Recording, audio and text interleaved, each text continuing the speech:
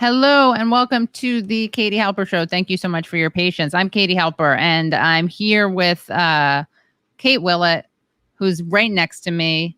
And apologies for the delay. There were some tech issues, and we're so in such a tech world that sometimes, in some weird way, it's actually easier to not be in real life. That's how it is. So we just set this up here.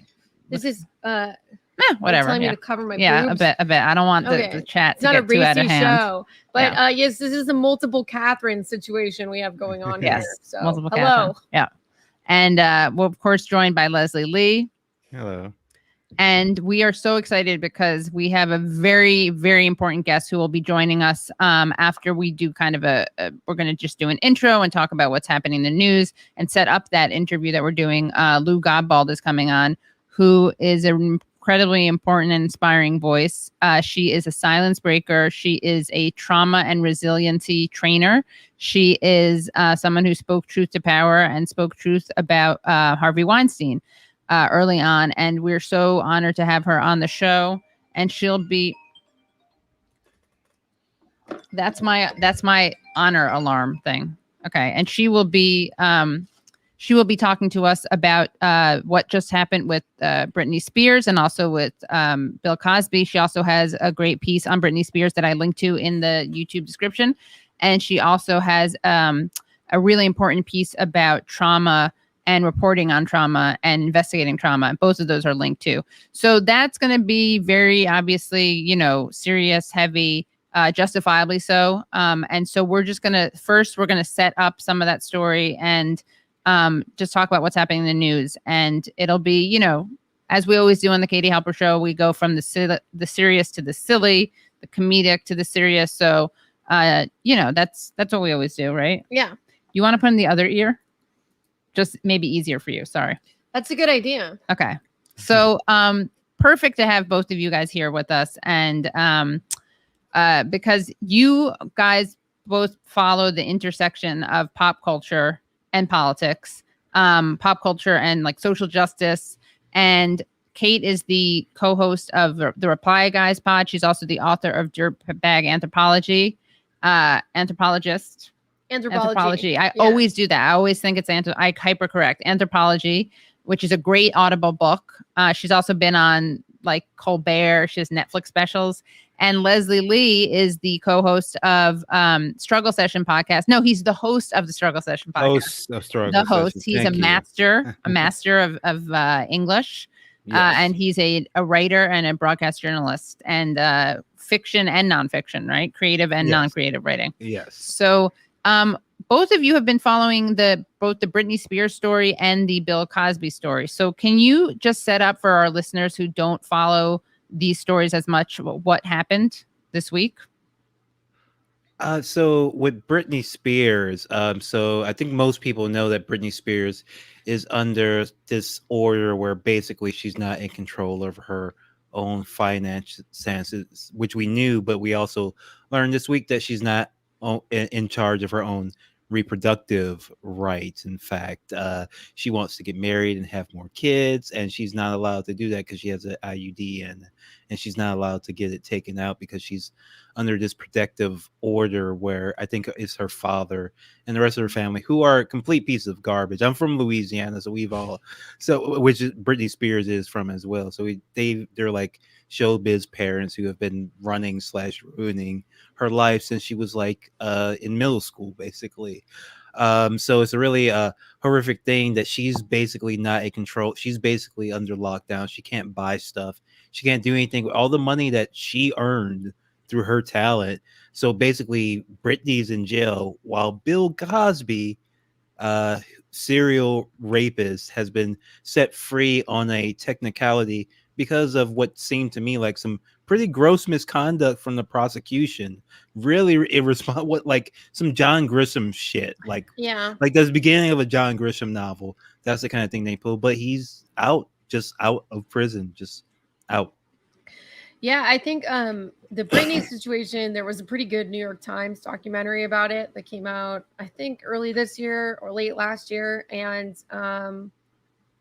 basically, she is being held in a conservatorship, which is like normally a thing that, you know, only people who are completely incapacitated in some way are, you know, like for example, someone who is, you know, in late stage Alzheimer's or something like that.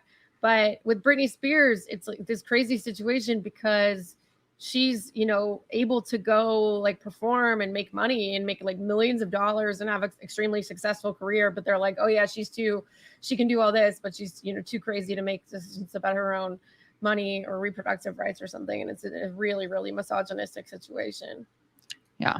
And it's also obviously if you're able to do one of those things, you're able to do the other. Because if you're not, then that's exploitation in itself. Like you can't actually say both of those things at the same time. Yeah. And so basically her dad he's like a sleaze bag, and he has been trying to like he's was appointed her conservator, and Britney this week she's petitioning him to have him removed and to have like a conservator company, a bank, be her conservator, so that just her own father is not involved. And the request was denied. I think this is multiple petitions. Yeah, so it's just kind of crazy that this, you know, guy has just been given complete charge of Britney Spears. There's also one more situation this week, which is the Keith Raniere, Allison Mack situation. Allison Mack, the right-hand woman brander extraordinaire of NXIVM, the sex cult that Keith Raniere was in charge of. She got sentenced to prison for 3 years. Not as long of a sentence as Keith Raniere, but it was just a really big week for sexual assault in the news. Yeah, I was just watching some of the NXIVM documentary on Stars, but you have to watch the Stars one. It's way better. Yeah, the HBO one is actually produced by one of the people who was actually kind of the villains in this story, and it makes them look, it focuses on them and makes them look really good, even though they were high-level members of the NXIVM cult. So watch the Stars one, which is more from the perspective of the people on the lower rungs. Yeah. I wanted to ask both of you about, so Kate, you're a stand-up. Leslie, you're very funny. You don't do stand-up, but you do write a lot about comedy and racism. And both of you look at class, racism, gender. And there's been this attempt to talk about the Bill Cosby story as an issue of kind of almost like some people are casting it as almost like an anti-racist victory. I would say obviously cynically, but there's a lot of discussion about the intersection of race and gender and Bill Cosby. So I want to know what your guys' thoughts on that were. I mean, it's because of the prosecutors' irresponsible conduct. They literally did railroad a black man who should not have been prosecuted under their agreement. Now they should have never made that agreement, but they literally like broke the law and illegally imprisoned. Like they like, that's something that like they should go to jail for. Like that, like obviously Bill Cosby is a complete another monster, but this is something that's happened. This is an injustice. The way what they did was actually an injustice, and they could have done it to anybody, including somebody who was actually innocent or not a monster. And they do stuff like this all the time. Evidence goes missing, gets hidden, etc., etc. And that's kind of one that they tried to pull a fast one. It's actually mind-boggling that they thought they could get away with it when it's such a high-profile case. If anything, it almost made me think like they knew they were going to get caught, but they thought it was worth it just because he was such a monster that they were just going to go through it. I don't know. It's just a baffling story. Yeah, I would say in general, like, you know, the kind of taking the temperature of sentiment in comedy this year of our Lord 2021. I don't see Bill Cosby having too many prominent comedians offenders. Not now. I think that, you know, there's like dozens and dozens and dozens of accusations against him, and he's admitted to a lot of it himself, of drugging and sexually assaulting women. So, you know, I think this is a very different situation than with like Louis C.K., where you'll still see, you know, people being like, yeah, he didn't do anything wrong, he deserves forgiveness. I do think that there has been, though, a lot in the past of people really, really, really struggling to, accept this terrible, terrible part of Bill Cosby's legacy. And it was an open secret in the entertainment industry for a long time. Like, a lot of people knew about it. Bill Cosby himself was talking about drugging and raping women. Hannibal Buress, I don't remember what year that was, but, sometime I think in the early 2000s or early aughts, talked about this in his set, and I think when people started to become really interested in it again. But yeah, I think with Bill Cosby, he's like one of the people that the crimes he's accused of are so serious, and the accused are so numerous that it's pretty fringe for people to be like, oh, he didn't do it, Yeah, I mean, part of the reason like this whole happens is because he basically signed this non-prosecution agreement so that he could admit on the stand in a civil trial to drugging and raping women without being worried about facing prosecution for it. So he is absolutely guilty of it. He confessed. I mean, part of the reason he's out is because he confessed. What a bizarre thing to say. Because he confessed to it, he cannot be charged with it. Yeah, I mean, it calls into question, obviously, like, this is not a process that actually cares about the survivors, because if it were, that wouldn't have happened in the first place. And I do also think that there's, it's like interesting because to the extent that there's all this corruption and all the problems with the criminal justice system and the carceral state, it is interesting that they can't it's funny that now is the time to get honest, is like when they can't keep him locked up. Hold on one second, because there's some people in the chat who are being very unintelligent. It's really like pissing me off. I'm sorry. Like, I don't know what to say to you. You need to go to another YouTube channel if you're going to act like this. If you're either going to defend Bill Cosby or accuse us of defending Bill Cosby, because if you're, I don't know, because you don't understand the story that we're telling you. But y'all need to chill. Like, this is we're going to be talking about some serious topics today. Like, be normal. Try to be normal to us, okay? Like, please, not too much to ask. Yeah, I do. In terms of the kind of the citation, he definitely said some stuff about it in his original deposition, I think, and has also joked about it a lot. But when I go off screen for a while Katie's doing an interview, I can come back with what the kind of official citation is on that. Yeah, we got to ignore the trolls, obviously. Yeah. I mean, usually Leslie's telling me to do that. But I guess I was also referring to, there was a totally cynical, I think, discussion before he was even in jail, where some people were defending him. And I thought weaponizing, racism to defend him as if there was like this, as if like there wasn't the intersection that we all know exists among all of these things, where I think it was just like flattened into a story by some people, by some comedians, as like a railroading of Bill Cosby. Yeah. Which would require a lot of coordination by a lot of women.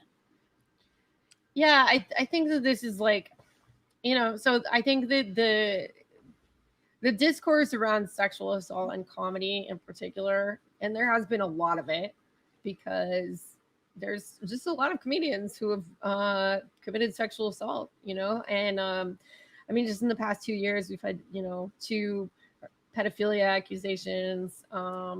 There's been like Louis C.K. was a very high profile case.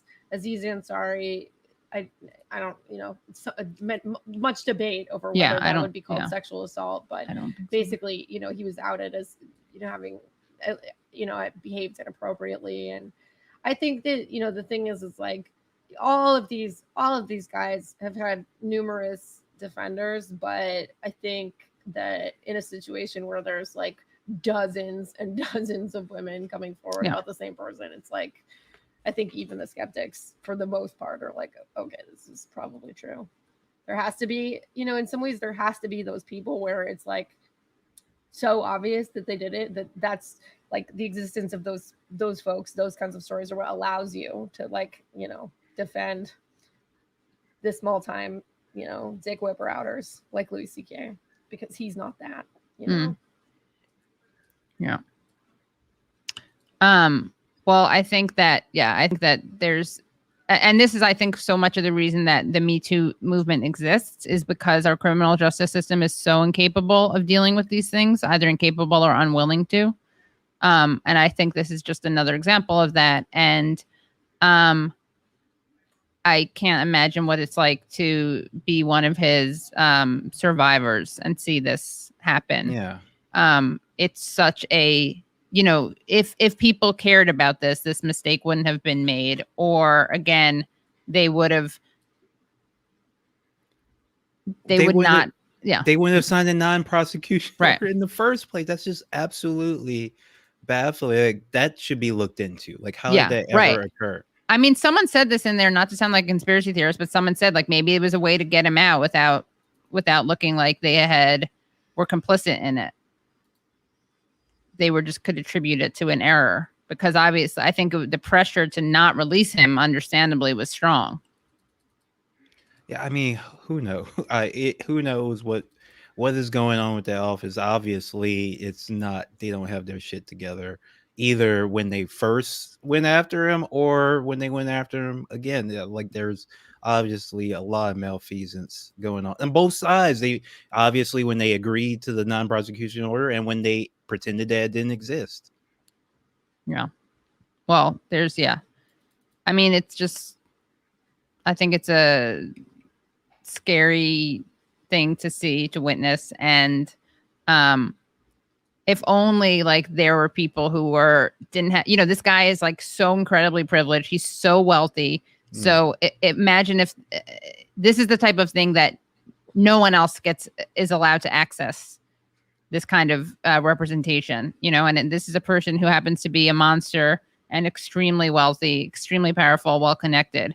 And it's the people who are actually like rotting behind bars, who are either not monsters or who have been like, who are innocent, who don't ever get off on these technicalities. I mean, just when you think about, people are sent to their deaths. I mean, you're sent to your death if you can't pay, like, if you can't pay bail, like before you even like convicted. Like, people like that. Somebody was just posting a story yesterday about a kid who, I think it was about an unhoused man who they got mad.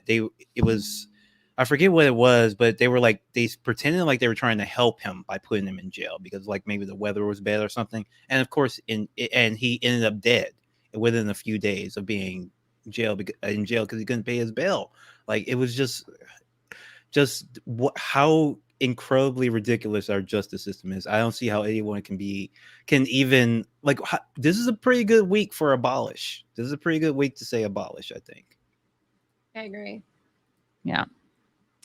Well, okay, so we're gonna we're going to bring in our guests. We're gonna take a break from Leslie and Kate. I'm gonna have a one-on-one with with Louise. I'm really excited about that. And oops, thanks everyone for your patience. By the way, this was a really interesting tech thing that happened. I'll get into it later. And then because of the tech thing, I wasn't able to update the time that it was starting, but I thought that I was. So I really want to. Also, I'm very appreciative for the people who like, stood by. But I understand why, because our next guest is amazing.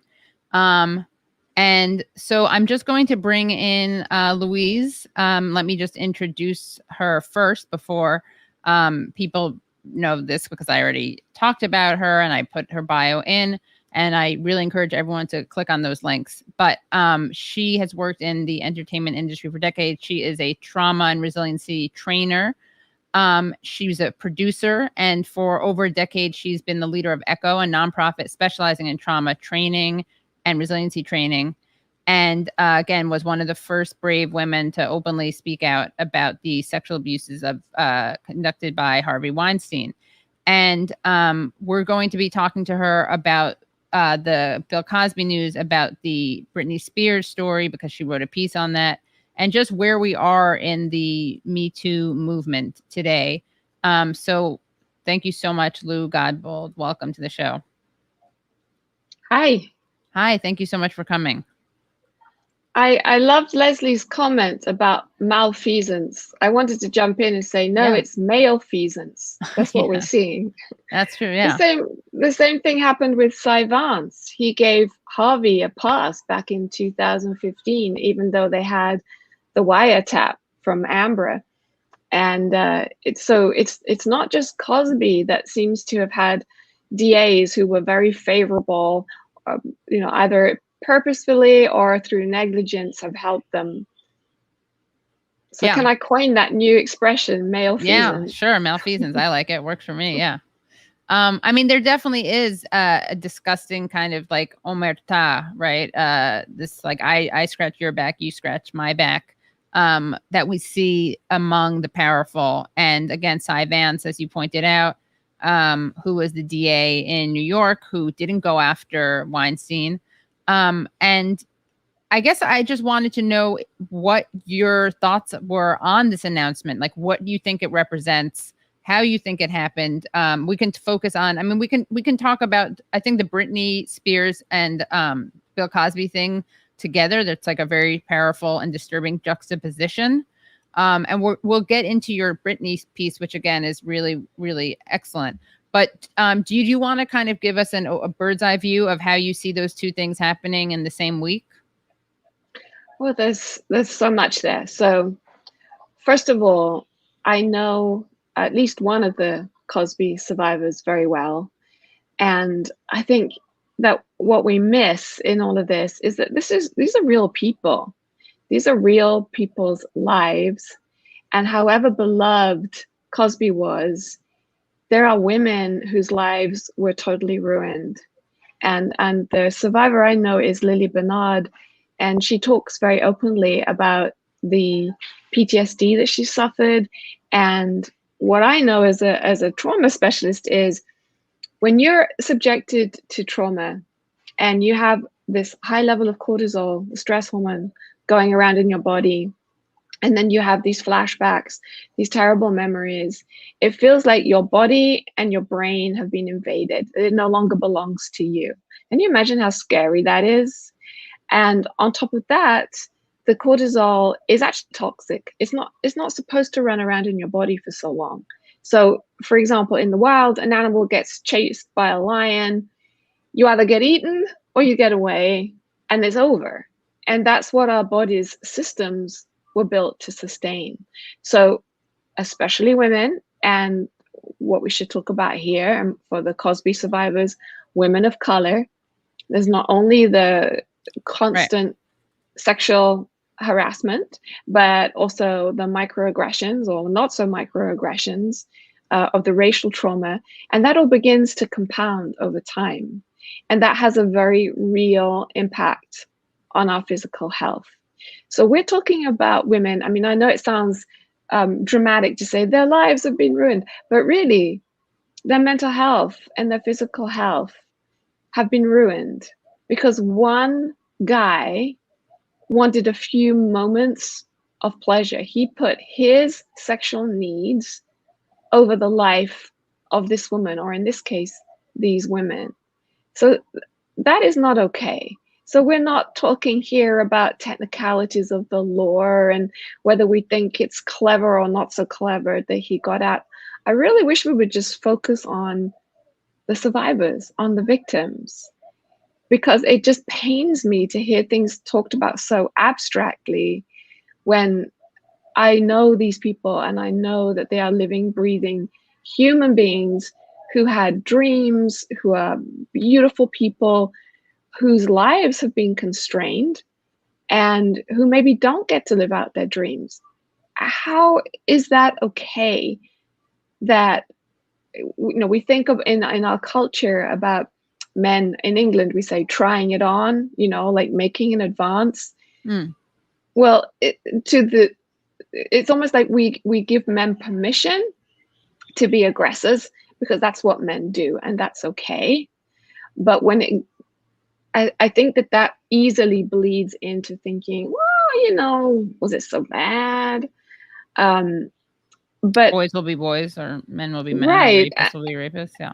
And I think people think Hey, like what was the thing about, oh, it was just a bad date, with what's his name, Aziz Ansari. Yeah, exactly. So it's not just a bad date. These things have a long-term impact. And this story about Bill Cosby, now he got out, it's going to go away. And this time next week, you're going to want to be talking about something else because it won't be in the news anymore and people won't be thinking about it. But Lily and all those other survivors, they'll have to live with this for the rest of their lives. Yeah. Were you surprised that this happened? Oh, God, yes. I mean, we thought he was shut away. It's bad enough, the rape statistics of how many rapes actually get to be prosecuted, let alone rapists convicted, is so low. I think it's like 2%. It's even worse in the UK. It's like 1%. So to actually get a bloody rapist and then let him go, I mean, that's just dreadful beyond belief. And it just was such a shock. I don't think any of us were expecting this. But as Leslie said, something was going on with the DA, and I don't know why it took so long for this to all come out. Yeah. If that had always been the plan, it took a very long time to implement it and to mount the appeal. But I was gutted on behalf of the survivors, because that's my focus, is the survivors always. And can you talk about your piece? Well, let's actually let's stay with the survivors and this really excellent piece that you have where you talk about kind of the failures, the insufficiencies in the way that that people consider themselves trauma informed, and you talk about the kind of the failures there. Can you talk about what those failures are? Well, that's a whole other level, because when we're talking about some of these prosecutions and the way that rape victims are seen and treated by the law, we're not even talking about trauma informed. So that's what we want. We want people to be trauma informed. We want people to understand about trauma, the impact of trauma. So what you're talking about is actually kind of quite a sophisticated level of argument, because it's for those service providers who are now calling themselves trauma informed. And that's my work. I work to train survivors, first of all, because if you don't know about trauma, you think you've just gone crazy. You think you're broken. You think there's something wrong with you. You don't trust yourself in relationships. You don't trust intimacy. It's so important to understand that most of these things are physiological, and there's actually physiological resolve for those things. So that's a whole part of my work. But then also service providers in the nonprofit world and in the service provision world, the jargon of the day is to be trauma informed. And that's a really good thing, like I said. But the piece that I wrote was talking about how professionals, and I consider myself a service professional, so I run a nonprofit, we just can't get out of the way. And so you've got one end of the scale where you have people, deliberately, old boys club, helping each other out in the most cynical, harmful way possible. The other end of the spectrum, you've got really good-hearted people with good intentions who want to be trauma informed. And the piece really is basically saying the irony is, when you're talking about, oh, we're going to be survivor-centered, survivor-focused, but if the professional is still the person who's trying to figure out what the survivor needs, because now we're so smart, we have all this knowledge of trauma, then you're still making decisions on behalf of the survivor. And okay, so an example of that, something that maybe any women listening to this will identify with. When you go into a healthcare setting, I'm a Kaiser Permanente person, but so I don't know what it's like in smaller offices, but certainly going to that kind of situation, they bring you into the corridor and there's maybe 2 or 3 other stations, and they're sitting you there and they're saying questions like, how many pregnancies? And then the next question is, how many live births? Well, there is a whole world of trauma that could possibly live between those two questions. And you're right out there in the corridor with people moving backwards and forwards and two other people within earshot. So I was talking to people in the medical profession about how can we be more aware and be more trauma informed. And their answer was, what we'll do is we'll put someone in a room and that's where we'll ask the questions. And that's the first place that a service professional goes to in their head, like, I'm gonna fix it. And my response to them was, well, what about if that person's claustrophobic? What about if that person doesn't like being shut in a room? What if, that's the last thing they want? So what is the answer? Ask the survivor. So that's why I keep banging on about being survivor informed, because if you don't ask the survivor what they want, you're gonna miss it. And you can potentially re-traumatize someone. Right. And I think, like, as you were saying, sometimes it comes from good intentions, which is that people want to be sensitive, right? And they don't want to like bother people, and they want to become experts in that. But as you were saying, I mean, the way it requires this dance of humility, and also kind of almost just admitting that you don't know the answer because you're not that person.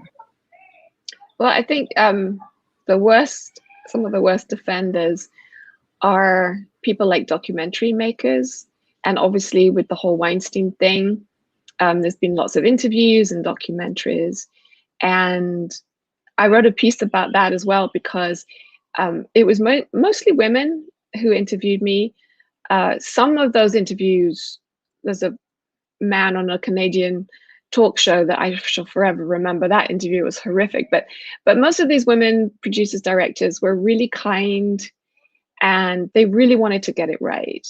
And I think that's one of the big problems, is people think being kind is being trauma informed.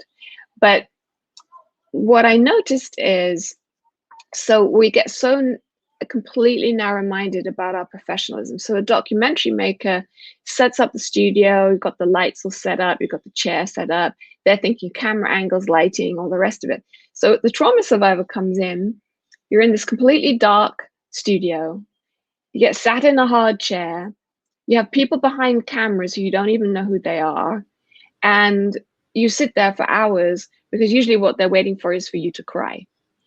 And that is obviously not very trauma informed.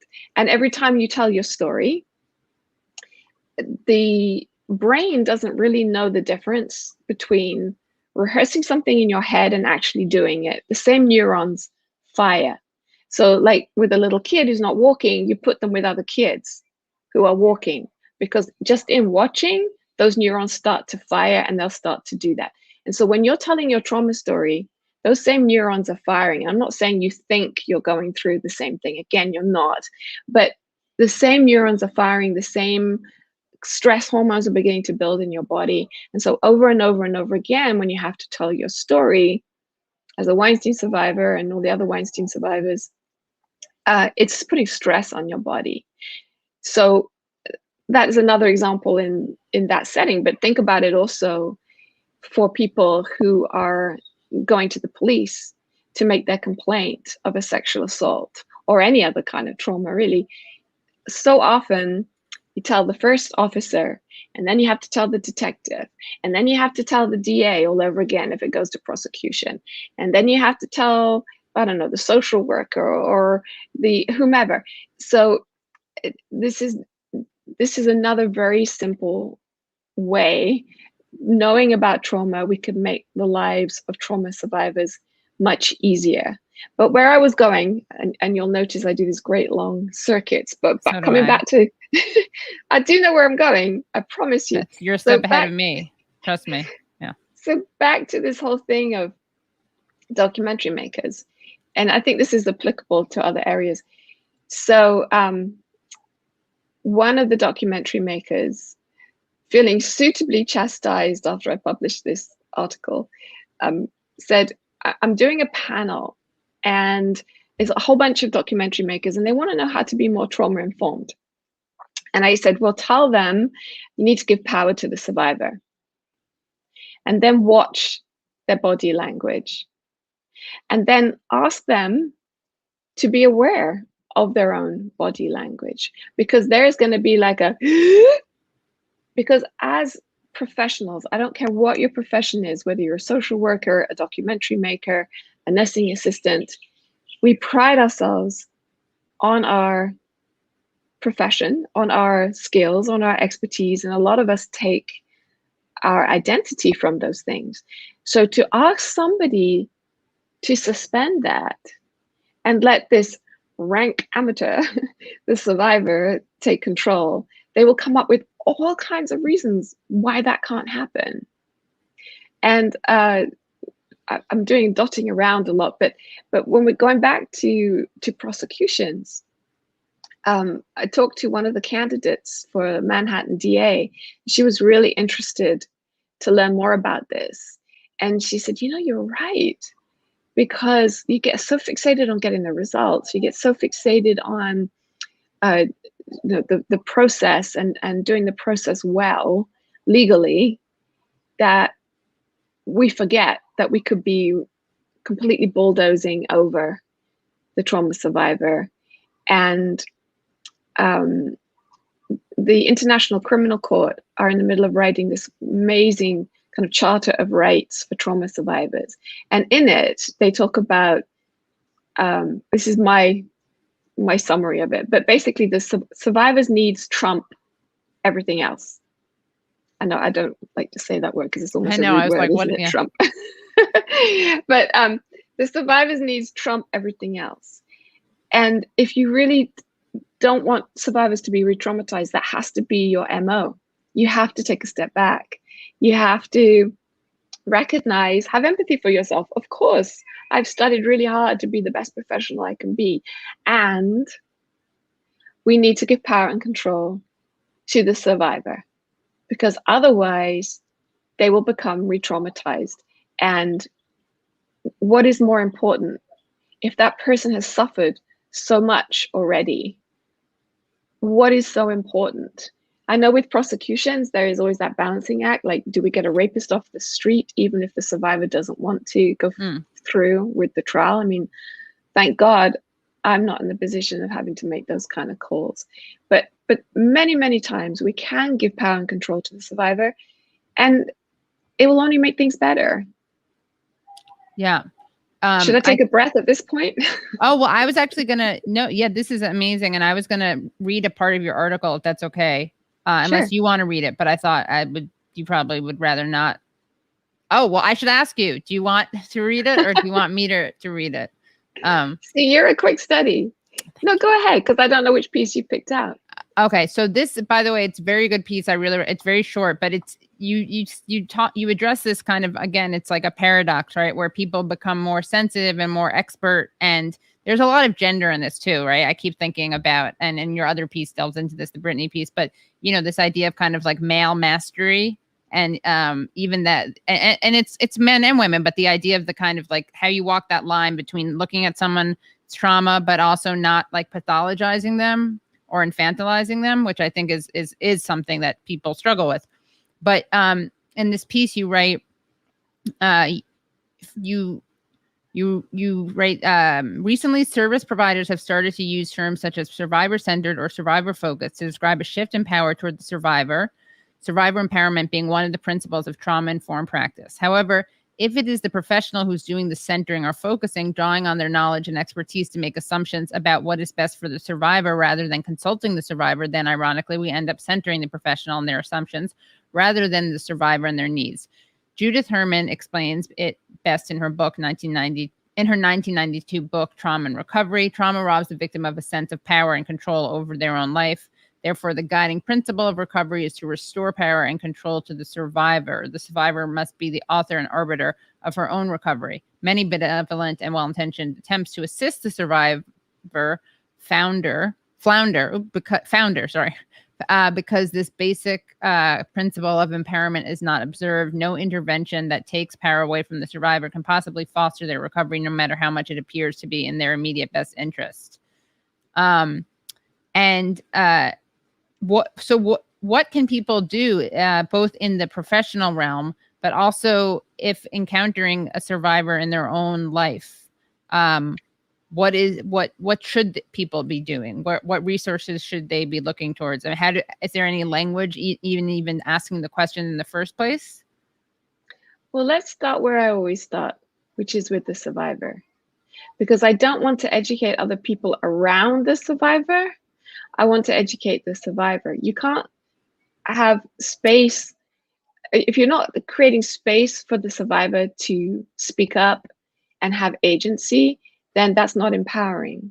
So again, that's why we start with educating survivors. Like, this is a thing that if somebody takes control and you experience once more that sense of being out of control, because remember, trauma, I haven't given you the definition of trauma, but my definition is it's when there is psychological or physical threat, overwhelming psychological or physical threat, real or perceived, doesn't matter whether you or I would think that thing was a threat or not, and you are powerless to protect yourself. That's the important thing, you know, because you see all the action heroes and they come up against all kinds of danger and threat and they sail through it and they're fine because they were able to resolve it.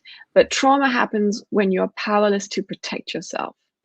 And so I always say we give control freaks such a hard time, but it makes sense. If you've experienced trauma and you didn't have control, what are you going to want to do for the rest of your life? You're going to want to stay in control to protect yourself. And again, it's another way that we pathologize these trauma responses. So yes, absolutely, help the survivor have agency to be able to advocate for themselves. And then also educate the service providers or the people who support the survivor that, as difficult as it is not to be the rescuer, because so many of us want to step in and be the rescuer, we have to hold space. We have to create space for the survivor and be guided by them and what they need. And that doesn't mean we don't give the survivor help, but we let the survivor tell us what help they need. Mm-hmm. Does that make sense? Yeah, it does. I guess I was thinking, if someone tells someone something that happened to them, are there any things, I mean, in general, like people watching, if someone, because I think people are coming forward and share things with people. And I was just thinking, are there things that, and I guess it depends on the case, right? But are there things in general, like general best practices, about not saying certain things, about saying certain things, you know, how can people respond in a way that's supportive? The first thing I would say is don't make it about you. And this is true of any situation where your job is to provide empathy so that person feels felt, that person feels heard and feels seen. And so often we make it about ourselves and we say, oh, that happened to me, or oh my God, that's so awful. And then you use up all that space with your own emotional energy. It is really, really hard. Have you ever tried doing that empathetic listening where you actually have to listen to the other person for 3 or 5 minutes? I'm making you do that. But it's a very it's a very hard thing to do without wanting to jump in. But so creating that space and not asking questions that make it sound like you don't believe them. It doesn't really matter. You know, does it really matter to you? Like, when did this happen? And or any of the other questions that of course you're bursting to ask, but you don't want to make it sound like it's an interrogation. So I'm not going to give you a script, because one of the things I hate is, it was like when my dad died, everybody said, I'm so sorry for your loss. Right. And I'm glad they said that. But it just felt so robotic that in the end, I got really irritated about it. And I think as survivors of sexual assault, we get really not annoyed, but just, I just kind of brush it away when someone says, oh, I'm so sorry, because it feels, unless it comes with real genuine emotion, it just feels very robotic. It feels like those customer service representatives who say, "Oh, I understand your problem. I can Right. see why you'd be upset." I'm like, "This, Yeah. don't do empathy. I'm good at empathy. I train in empathy. Don't do the empathy thing. Not like that." So listening, affirming, validating, not asking too many interrogating questions, not letting your emotion take up all the room, trying to maybe guess at what that person's feelings or needs are. Like, I imagine that must feel awful, or I mean, it's pretty lame, but I imagine that must have been really scary. Something like that, where you're attempting, and even if you get it wrong, the person will say, "No, actually, it made me really mad." But those are ways of connecting with someone and making it about them. Mm-hmm. Right, as opposed to yourself. Right. Yeah. Which we love to do. Yeah. We're also good at that. Yeah. Even when we're trying, like you were saying, when you're trying to be supportive, right? Yeah. I mean, like, I totally get it. Blah, Yeah. blah, yeah. Exactly. We want to show that we understand, and we try and come up with some situation of our own. And you immediately lose that other person. Right. And oops, sorry. Oh, this is interesting. An interesting comment. I also, let's see. Oops, I meant to I also want to encourage people to go click on the links in your article, because they're really good resources in that piece also. And can you just talk a little bit about your own journey, about what made you come forward, and how you kind of whether you expected that your life would go in this direction of trauma resilience? Yeah. Before I do that, talking about resources, echotraining.org, that's the website of our nonprofit. And we have tons of resources, because I'm hoping that people are interested in the subject and they want to learn more. And we have free videos, we have infographics, including one, how to support someone who's experienced trauma. And then there's another one which I created during the New York Weinstein trial, which is how to navigate trauma reminders, because for a lot of people, the whole Cosby thing happening right now, it's going to bring up a lot of feelings. And I know yesterday I myself wasn't in a particularly good place with the rage that I was feeling, and all of those things that can be really activating to your nervous system. So there are the infographics that people can look at, and we have all kinds of trainings as well. So just to make sure that people are left with resources. And Spanish language too, right? Yes.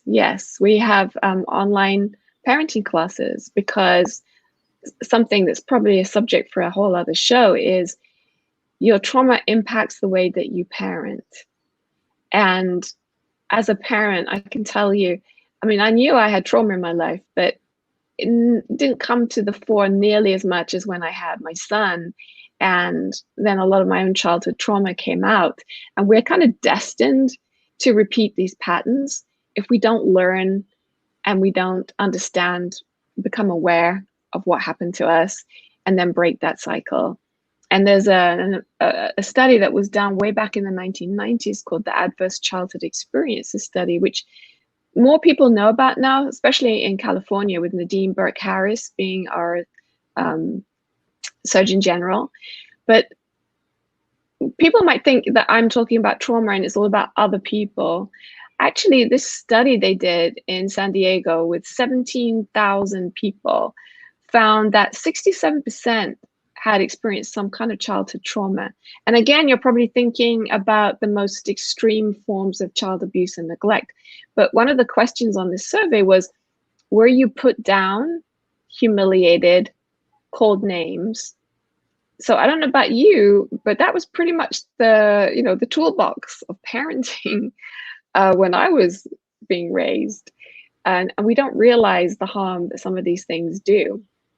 So, and then they did this study again that was done in San Diego among mainly white college educated people. And so then they did the study again in Philadelphia, and then they increased the sample size of people of color and different demographic. And then it was like 83% of people who had experienced some kind of childhood trauma, which then of course was magnified by things like community violence, racism, poverty. So it's, people tend to tune out and think that, oh, trauma, that's returning veterans and rape victims. It's all of us. It's all of us. So that's why it's important that we all learn, and that everyone has these resources, and especially parents get to understand how can they raise their kids so that they have optimal health and optimal well-being. But your question, I did remember your question. No, yeah. My own journey. Your own journey, yeah. And I just also want to thank you, because a lot of this stuff can be a privilege. It shouldn't be, but a lot of these things are things that if you don't have access to money, connections, you don't. So one of the great things about Echo is that it does make these things accessible, because if you can't access this unless you have a certain level of education or contacts or context, then it's like adding another level of injustice to it. I totally agree, which is why we have the Spanish language courses, which is why we try to do all our trainings to accommodate every education level. And I would always tell people, go read The Body Keeps the Score by Bessel van der Kolk. Yeah. Go read Judith Herman's book, the one you were quoting, Trauma and Recovery. But some people can't make it all the way through a book, or they don't have time, or that's not a skill that was ever really nurtured in them. And so to try and capture these things in an infographic is, I think, not only important because it's right there in front of you to remind you, but it also helps break down this information so that you don't have to do the work, because we already broke it down for you. Mm-hmm. Yeah. I'd love to have you on with Gabor Mate at some point, by the way. Gabor Mate is one of my heroes. Oh, yeah. Yeah. Did you see his latest film? They just showed it recently. No, I have to see it. Trauma. I have to watch it. I have it on my list. And I interviewed him more about Israel-Palestine. I'm going to release that, but then I'll have him back on to talk about this stuff. And yeah, it'd be great to. He's amazing. Yeah. So, and your story. Oh yeah, my story. But thank you for that. You're like me. You're like a British version of me. I'm like the Jewish New Yorker, very self-deprecating, and you're the British thing, which is like in different packaging. But no, you're the things that you're saying are great. It's great that you're so go in these different directions, because they're important. Well, as you can see, I am at heart an educator. I will bend your ear and educate you whether you want to be educated or not. But no, it's good. The whole chat is appreciating it. Yeah. The whole Harvey Weinstein thing was so strange, because I had left the entertainment industry, and it wasn't because of Harvey. It was Harvey plus all the other people like Harvey, but also some of the women producers. They could be so nasty. So I'm not going to make it all about just the men, but I had left the industry, and I was dating the person who's now my husband, and he was one of the few people I told the full story, because I had just made a joke of it, like, oh yeah, Harvey chased me around a conference table. But I had told him maybe a year before, like in 2016, the whole story. And when I saw the New York Times article in 2017, I couldn't believe it.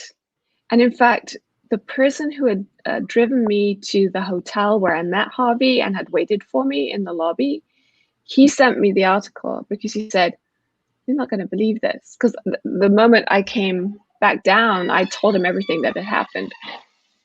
And this is the really weird thing, because now I think this Weinstein trial and how that really, gave jet fuel to the Me Too movement, it's going to go down in history. And there was I thinking I was the only person. I honestly thought that it had just been me that I had given him the wrong signals. It was because I had known him socially in London, so maybe there was that blur between social and professional. I had no idea, and I saw the MO of the shoulder massages, etc., and it blew my mind. And so I consider myself fortunate because I got out of there. You remember we talked about trauma, how if you can resolve it, if you can protect yourself, if you can somehow get away, it lands less heavily. It has less of an impact. And so I was one of the lucky ones, but I wanted to come forward because Harvey immediately threatened to sue everybody who was in that New York Times article. I'm like, oh no, you don't. This happened to me. This is carbon copy.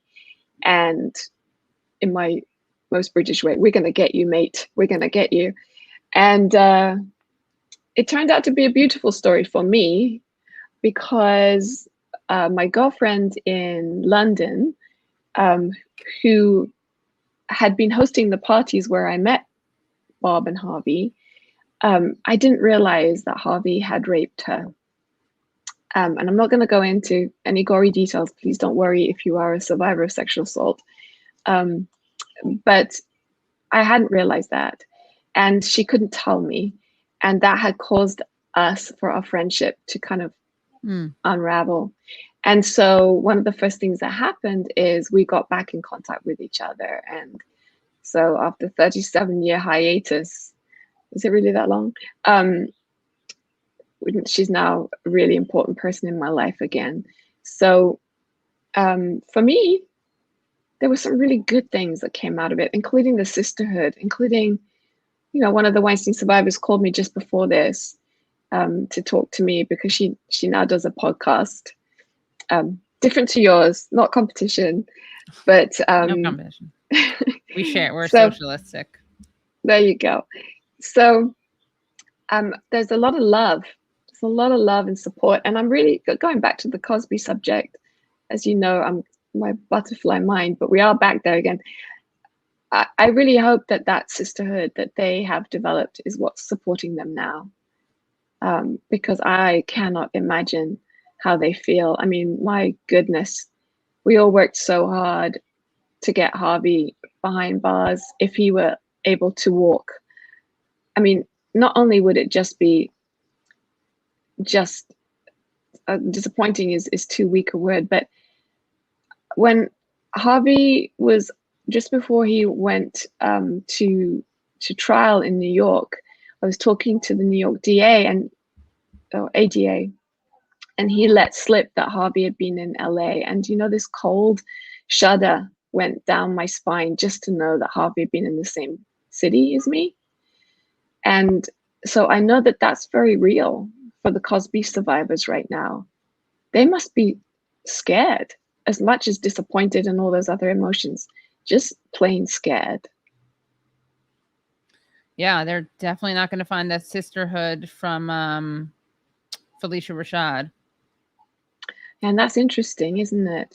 Yeah, I mean, the people amount don't know, she was thrilled that Cosby had left, you know, was free. Then she walked it back in a totally, I mean, you can't really walk it back because she was celebrating his release and then was like, oh, but I really like what, you know, no, I admire women for coming forward. It's like, okay. Well, you know, I was interested in that because I'll bring it up. All behavior is communication. So what are we learning from this? I don't see her as any different to the mother who's in denial about her partner sexually abusing her child. It's a similar situation where your identity is wrapped up with this person. Your success, maybe in her case, is wrapped up with this person. And if he was America's dad, then she was America's mom. And for that to all come crashing down, that's going to have to, not only that, but perhaps, you know, her personal friendship, which if he didn't see her as a sexual prey, perhaps they really did have a great relationship and a great friendship. So she has to rewire her whole brain to accommodate this new information. And we as human beings often resist that because that takes a lot of energy. and it also means you have to do a lot of soul searching. So I don't judge her. I mean, it just very forgiving. Yeah. Well, it obviously she's going to be the one that suffers for those comments. But in a way, I get it, because it's like dealing with the mothers who are in denial. Right. How else would you be able to cope with your entire life? Like, exactly. You have to have such a big reckoning, or yeah. So this 73-year-old actress wrote, finally, a terrible wrong is being righted. A miscarriage of justice is corrected. This is when he was released. The post was accompanied by a photo of Cosby holding up his fist. Almost immediately after posting, Rashad turned off the mentions of the tweet, preventing anyone from replying. And then several hours later tweeted, I fully support survivors of sexual assault coming forward. My post was in no way intended to be insensitive to their truth. Personally, I know from friends and family that such abuse has lifelong residual effects. My heartfelt wish is for healing. Kind of a masterful tweet, because she manages, to say the right things without she's basically saying this stuff is terrible. In abstract. Yeah. That has nothing to do with Cosby, who didn't do that and whose release is a cause of celebration. But I was actually somewhat shocked that she tweeted the original thing. But I guess I'm naive. I just thought from a PR optics perspective, someone would have been like, let's make sure you're not tweeting anything celebratory right now about Bill Cosby. Well, she probably got to the phone before they did. Yeah, I guess. But that's true, yeah. But hey, let's not lose sight of who the real villain is here. And often, why would we allow a woman to draw fire? The real villain is Cosby, and in the same way, also, I don't want to spend too much mental energy on whatever mental conniptions she's going through to justify her position. I would really love the focus to be on the survivors. And you know why, Katie? Is because usually survivors don't have resources. And so we'll get caught up in the story, but I'm dealing with the aftermath of that, when people are calling and they're desperate for help. They're desperate for financial help. They're desperate for therapy. They're desperate for all of these things, and they don't have the resources. And so whoop-de-woo, Bill Cosby's in the news this week. He's going to go off to his very nice life with his very fat bank account. But God knows, I wish that we would put the degree of energy and resources behind the survivors, because they're the ones that get forgotten. And it seems like it doesn't matter how famous your abuser is, you can still be left flattened, and none of that money trickles down to you. And I know sometimes, yes, settlements happen, and good for those women, good for them. Right. But so many of us never see any financial restitution whatsoever. And I spent half of my life trying to find resources for trauma survivors, trying to find them the therapy they need, trying to help them find maybe other body-based interventions, because it's not all about talk therapy. And again, just cutting through the glamour, the celebrity buzz. These are real people. Let's focus on the real people. The celebrities can take care of themselves. They've got the resources to do that. Right. Although it's a little different because there's a vilification, right? But even that, I hear what you're saying, which is that it's not about this one individual, and it's about the survivors. It's also, on a more macro level, right? It's not even about him. It's all these systemic things that allow this thing to happen. And yeah, that's that they should be writing stories about the survivors of all these people. They should be doing, if they want to be public. That's the other thing, right? Because you want to respect people's privacy. So, but let's see. This is an interesting question. Must be late where you are now. Yeah, I'll let you go because I know maybe we can talk about the Britney piece another time, because I don't want to. I could keep talking, but I realize you've been very generous. Can I ask this another question?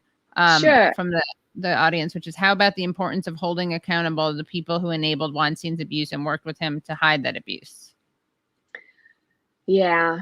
That's a topic that we Weinstein survivors talk a lot about amongst ourselves.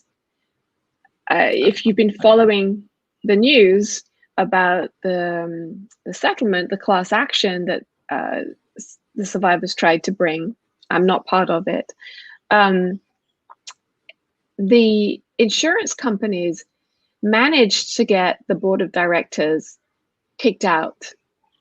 And our position was, if you write into Harvey's contract that he has to be responsible for paying out victims of his sexual assault, that means you knew it was going on. You knew absolutely what was happening. So the fact that they have not been held accountable, including his brother Bob, that was some kind of fancy footwork going on somewhere, that they were not held accountable. And as for anyone else, you know, I know a couple of his former assistants, and some people have some, you know, misgivings about that. Like, how could you continue to be in the employ of this man when it was pretty obvious what he was doing? I think, again, I don't want to judge anybody. And I think that if you never met Harvey, if you never came within that orbit, you have no sense of the power that he wielded. And you have no sense of what it was like way back when I was coming up in the film industry in the 1990s, how much power somebody like that was afforded. And you just went with it. The whole world went with it. So I don't blame his assistants, because they were very, very low down, right, on the pecking order there. But absolutely, the directors and the board, they should have been held accountable. Yeah. I want to thank you so much. Can I ask one more question, just because about the Britney Spears article? You can ask as many as you like. I'm here all night. Let's see. It's really an excellent piece. I'm just going to highlight it. Oh, okay. When you were commenting how late it was, I thought that was a very gracious British way of. Hold on, let me see. Britney Spears. Okay, here we go. Now I've got you really worried. You're trying to like read into everything I'm saying to see if there's I know. a subtle hint there. Britney Spears and the age-old history of men policing women's trauma. This is at the Smithsonian Magazine. The singer's conservatorship on trial this month recalls the history of hysterectomies, insane asylums, forced contraception, among others. So this is a really fascinating piece that, again, surprisingly, I'm going to recommend. And it goes through history, and it goes all the way to Plato. Can you just talk about what made you write this piece in the first place? It was a throwaway comment. I was talking to a very, very lovely man who was my editor for an article I did for Pacific Standard. And yeah, and I said to him, because this whole news about Britney had come up, and I said, well, you know, I guess in the old days, they whipped out a woman's uterus, and nowadays we just put an IUD in it. And I was referring to the practice of surgically removing a woman's reproductive organs, because up until really recently, surprisingly recently, it was actually believed that a woman's reproductive organs, particularly the uterus, would cause hysteria. So if a woman had a case of the vapors, we used to call it, or, you know, a fainting fit or hysterics of any kind, and we still use that word, hysterics, but really we're talking about, that's what my article is about there. We're talking about trauma behaviors. We're talking about extremely agitated states. And because they thought that was the uterus causing it, these poor women underwent hysterectomies. And that's not the least of it. I mean, I think most people know that women were kind of routinely locked up in insane asylums by their male relatives. And the parallel with Britney Spears seemed to be too great to not want to point that out. Yeah, and it's really fascinating, and it made me think of connections that I hadn't honestly thought about. You also talk about Britney's mother's book, and you mentioned that briefly. And I want to know what it contained a lot of info about her drug and alcohol use, and what is the connection there to trauma? Well, you've got the person to speak about that, Gabor Right, Mate. yeah. Realm of the Hungry Ghosts. That's his whole focus. And it's very simple. People self-medicate. And you do that with uppers or downers. And that again corresponds to what I was beginning to explain a little bit about the nervous system. It's hard to explain in one podcast, and I would invite anybody who's interested. There is an online course at echotraining.org where we have an explanation of how trauma impacts the brain, how it impacts the nervous system. But if I can try and put it quickly, you have a part of your nervous system called the sympathetic nervous system. And that's what gets you up in the morning. That's the cortisol boost that you need in the morning to get up. It's if you're going, to go in for an exam or something, that's what causes your heart to beat faster. That's one half of your nervous system. The other half of your nervous system, the parasympathetic nervous system, is what we call rest and digest. Because when you're all agitated, there's 4 things you can't do. You can't sleep, you can't eat, you can't poop, and you can't have sex because your system is too wired. And so we have this parasympathetic nervous system, which we would all die if we didn't have, which is kind of like calming everything down. But if you have these wild swings, so your sympathetic nervous system goes right into super drive in the fight and flight mode, getting you ready to run away or to fight, then your body doesn't like that. We, don't know if you remember in biology in school, we talked about homeostasis. The body needs to be in balance. So you swing back the other way, and the parasympathetic nervous system can get you to a place where you're shut down, depressed, numb. And these 2 extremes, we call it being stuck on high or being stuck on low. And this has been pathologized forever, and it's still being pathologized. Because what does that remind you of, what I just described? If you were the swinging, if you were to give some mental illness term to that, what would you call it? Schizophrenia or bipolar? Exactly. It's been pathologized for so long, and you don't have to believe me about it. Personalities, yeah. Well, that's a little bit different. That's dissociation, but I went past I overshot there, yeah. I mean, we could talk about this forever, and I'm not a psychiatrist, but there are very many brilliant psychiatrists who are talking about this, including Bessel van der Kolk, who says we do 2 things in our society with trauma. We medicate or we incarcerate. Those are our only 2 solutions. And it's because we pathologize trauma. We don't understand trauma. We don't understand these swings of the nervous system. We don't understand that when we're seeing these behaviors, it's not because somebody's crazy. It's because their nervous system is out of whack. And when we experience these things ourselves, it's not because there's something really wrong with us. It's because we need to get that nervous system back into balance. But now I really have forgotten where I started with this. Why was I talking about the nervous system? I asked the connection between drug, alcohol. Right. Yeah. Right. So if you think about it, if you're stuck on high, agitated, nervous, what are you going to do? You're going to have a drink, you're going to smoke some weed, you're going to try and calm down. If you're on the other end of the scale where life just feels bleak and you drag yourself around, what are you going to do? You're going to take an upper. You're going to take cocaine or coffee. Coffee's a substance. Yerba mate, coming full circle. Yes. Sorry, I couldn't help. Yes. The mate pun, yeah. So substance abuse is, obviously some people do it just to experiment, but in many cases, what's happening is people are self-medicating, and it's really smart. I mean, they've somehow figured all that, everything that I just told you about. They don't know about all of that science, but they know what they're needing, and it's not a safe coping strategy, but it makes perfect sense. Yeah.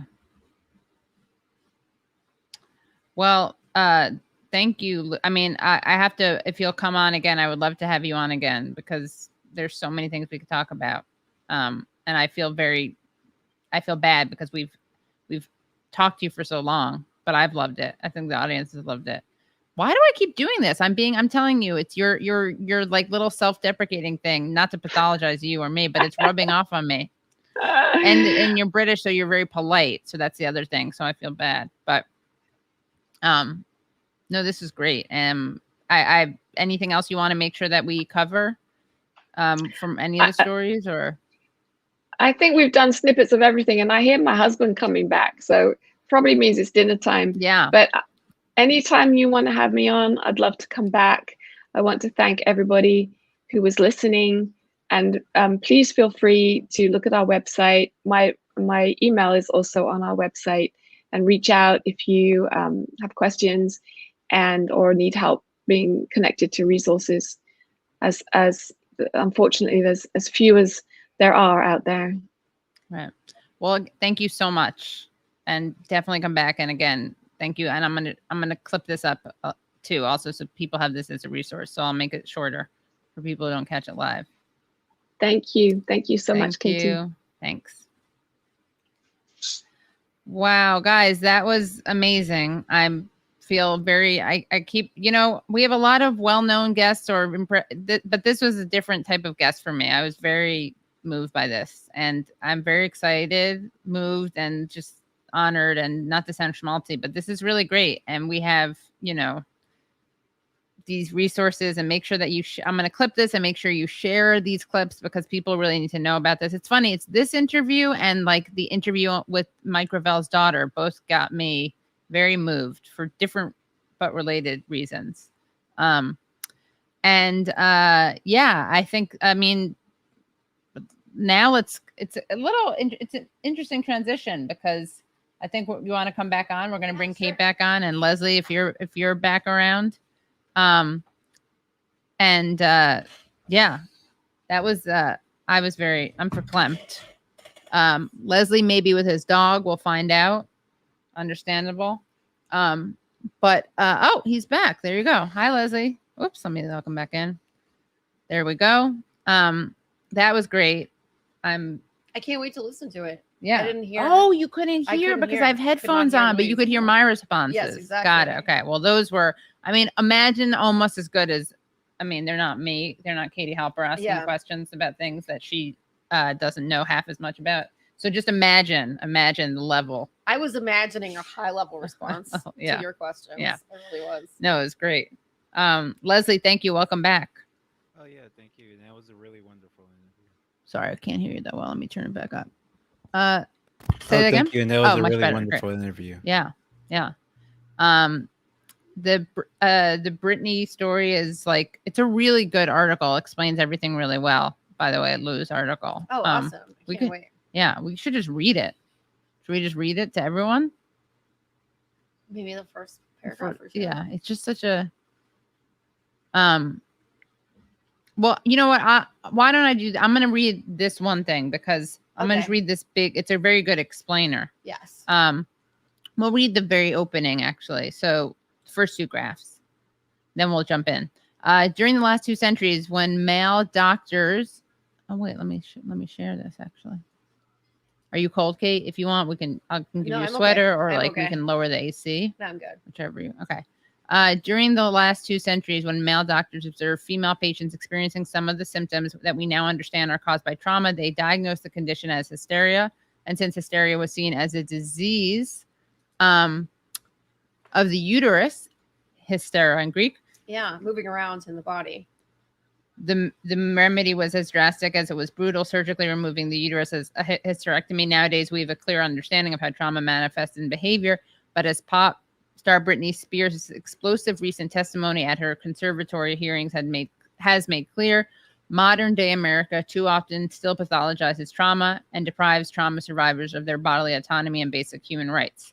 Spears has been under a court-ordered conservatorship since 2008, when her father was given control over her estate and many other aspects of her personal life, including her reproductive rights.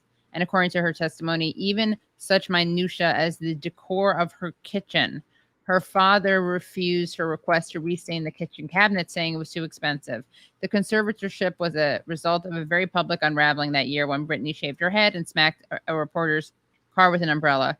She was also involved in an alleged standoff with the police, refusing to surrender her sons. Yet the conservatorship is unusual because it is usually only granted in cases of severe cognitive impairment or developmental disability, not for an individual who is young, who is working, who is very successful in their field, because that suggests a level of capability that wouldn't meet the standard for legal incapacity, says Leslie Salzman, a clinical professor of law at the Cardozo School of Law, in an interview with NPR.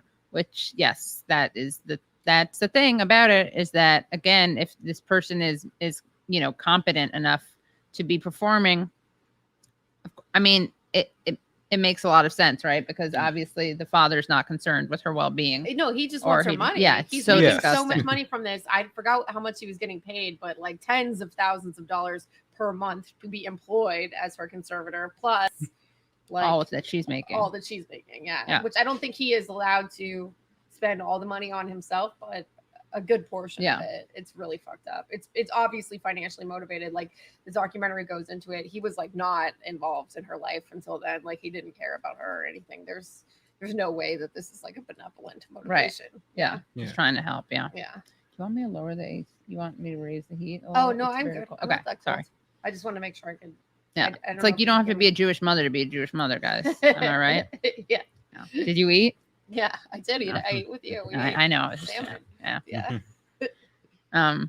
Yeah. So that's awful. And the Cosby news is awful. Any good news? I have some good news that I'd share, but do you guys have any good news you want I to have share? some personal good news. Okay, what is that? Okay, so I can't share like the exact specifics of it, but basically while I was over there, I found out that I'm going to be taping the first TV digital-ish set that I did like since before the pandemic at the end of July. So I gotta. Whoa, that's great. When and where and what great. and how and why? I guess I don't want to share like. Okay, you don't. I say right. You did say that. Right. Weeks, but I just for myself, what I feel like happens to me is when I, the way that I do comedy, it's totally dysfunctional, but this is my process. Okay. When I get hurt in a romantic context, I go into my notebook and I write passive aggressively. And sometimes I'm like, goddess, like give me an opportunity to like say these things on a larger scale. And it almost always works. And I just like, I wish I had like broad manifesting ability, but I only have it in that one area. I can only make fun of men that Oh, okay. I've been intimate with. Maybe okay, I got it. I don't know why. This well, is have my you only tried to magic. like make fun of some like bad, powerful men who exist outside of like your personal realm? Yes, no, I definitely. It doesn't work. No, I do. Like it does, and I have made fun of them, but that doesn't work for like I can't like manifest opportunities with that kind of energy. I see. I'm talking about crystal shit, which like you get because you've had Mary on the podcast a lot. Yeah, you're right. I mean, I'm just saying, could you write something like about George W. Bush and like would that kill? It's not so you couldn't unless if you were like wrote humor about him, maybe you could get a book deal about it or like a comedy gig. But so far, it's only been with dudes in your life. Yeah, I mean, I think that you can't get world peace from it though. You can just get like cool creative projects out of it. So don't beat yourself up. That's great. Yeah, I mean, I've definitely written like lots of political stuff, but I think that in terms of like, but capitalism's still around. Yeah, so. Mainstream opportunities in the entertainment industry, that would not be the way for most. Right, I see. Like, yeah. Can you shush about this? Yeah, sometimes you can be like, oh, Kavanaugh shouldn't have sexually assaulted people. Right. Like you can go to that level, but when it comes to like, doing war crimes bomb people out, right, as they should really, but it's time to talk about them. So right. All right. Well, congrats. Thank what you. Can you tell? First of all, I'd like to say that when she writes in her journal, sometimes God presents her with an opportunity to appear on the Katie Halper show. It's true. I'm sure that's what she's talking about. Yes. And also another victory for the Katie Halper show bump. Also, I'd like to say that this is breaking news. This It's is breaking an news. It exclusive. happened We over have an there. exclusive. No one has heard this before. No one has heard this before. So breaking news. We know that something is happening that Kate Willett can't really tell us about, but it's something big, and it's based on boy stuff, and it's based on also.